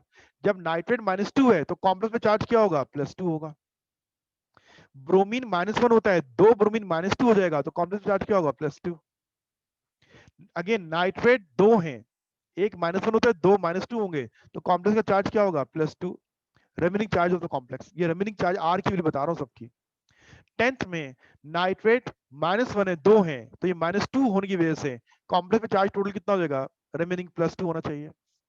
11th में क्लोराइड -1 होता है, लेकिन 3 की वजह से टोटल चार्ज -3, इसलिए कॉम्प्लेक्स में चार्ज क्या होगा? +3।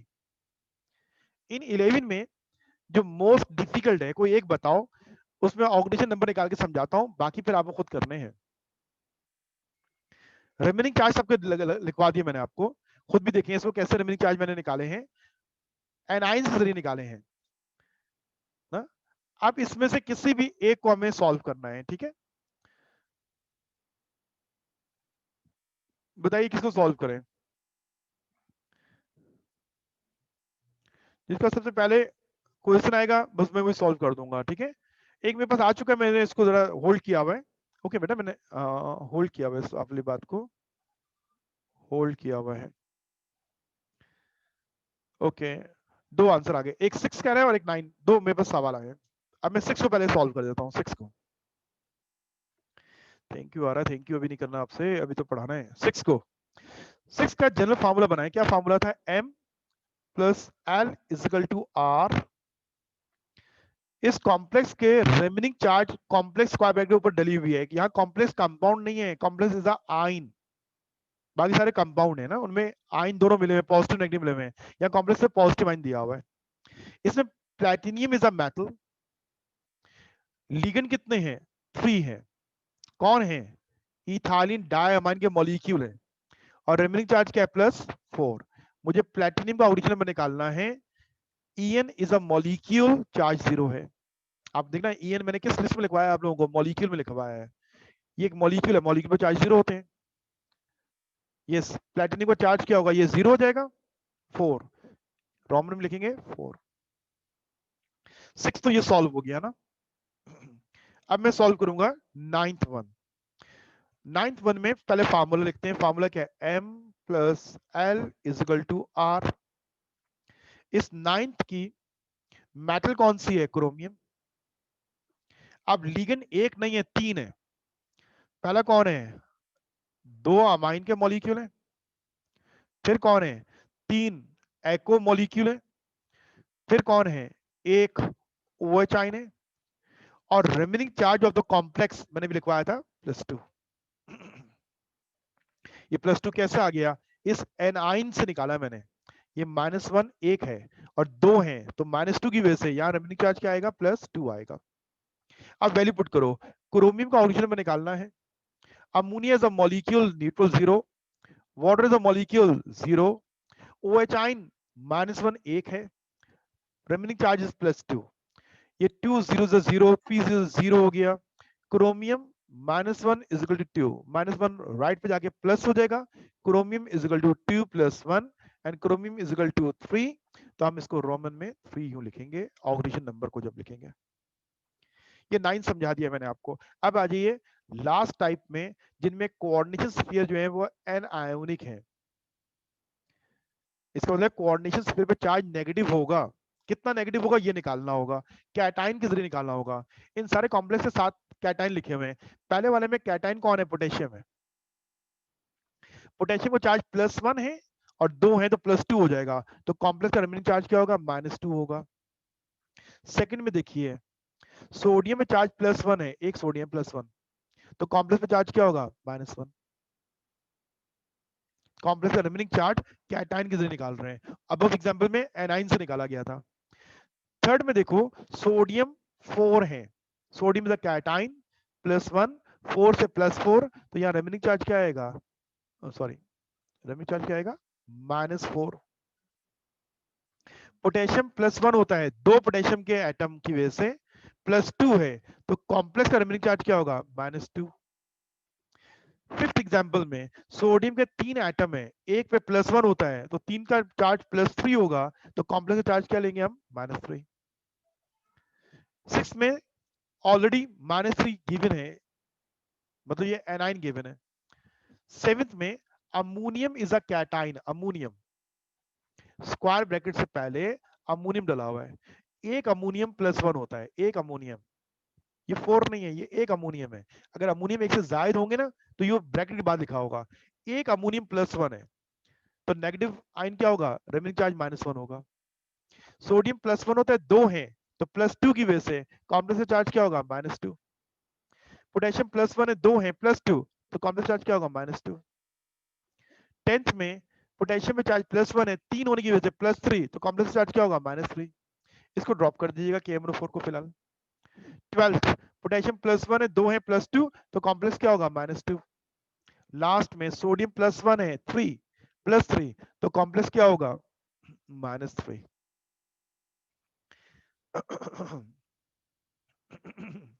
अल्हम्दुलिल्लाह आज हमारी 2 घंटे की क्लास हो गई है ऑलमोस्ट। होमवर्क ये है, ये पेज नंबर 83 में सारे दिए हुए, इन सब में मेटल की ऑक्सीजन स्टेट कैलकुलेट करनी है। पेज नंबर 85, 86, 87 बुक से पढ़ना है, पेज नंबर 83 नोट से पढ़ना है। नेक्स्ट क्लास में इंशाल्लाह हम नेमिंग करेंगे। नेक्स्ट क्लास एक स्टूडेंट ने भी ज्वाइन किया है, ये मेरे ख्याल डिस्कनेक्ट हो गए होंगे। सब सुन लीजिए, नेक्स्ट क्लास जब हमारी है वो एक एक्स्ट्रा क्लास मुझे अरेंज करनी है, उसमें इंशाल्लाह हम ये चैप्टर अपना एंड कर देंगे और नेमिंग मुकम्मल कर लेंगे इंशाल्लाह। ठीक है, okay, thank you, Allah Hafiz.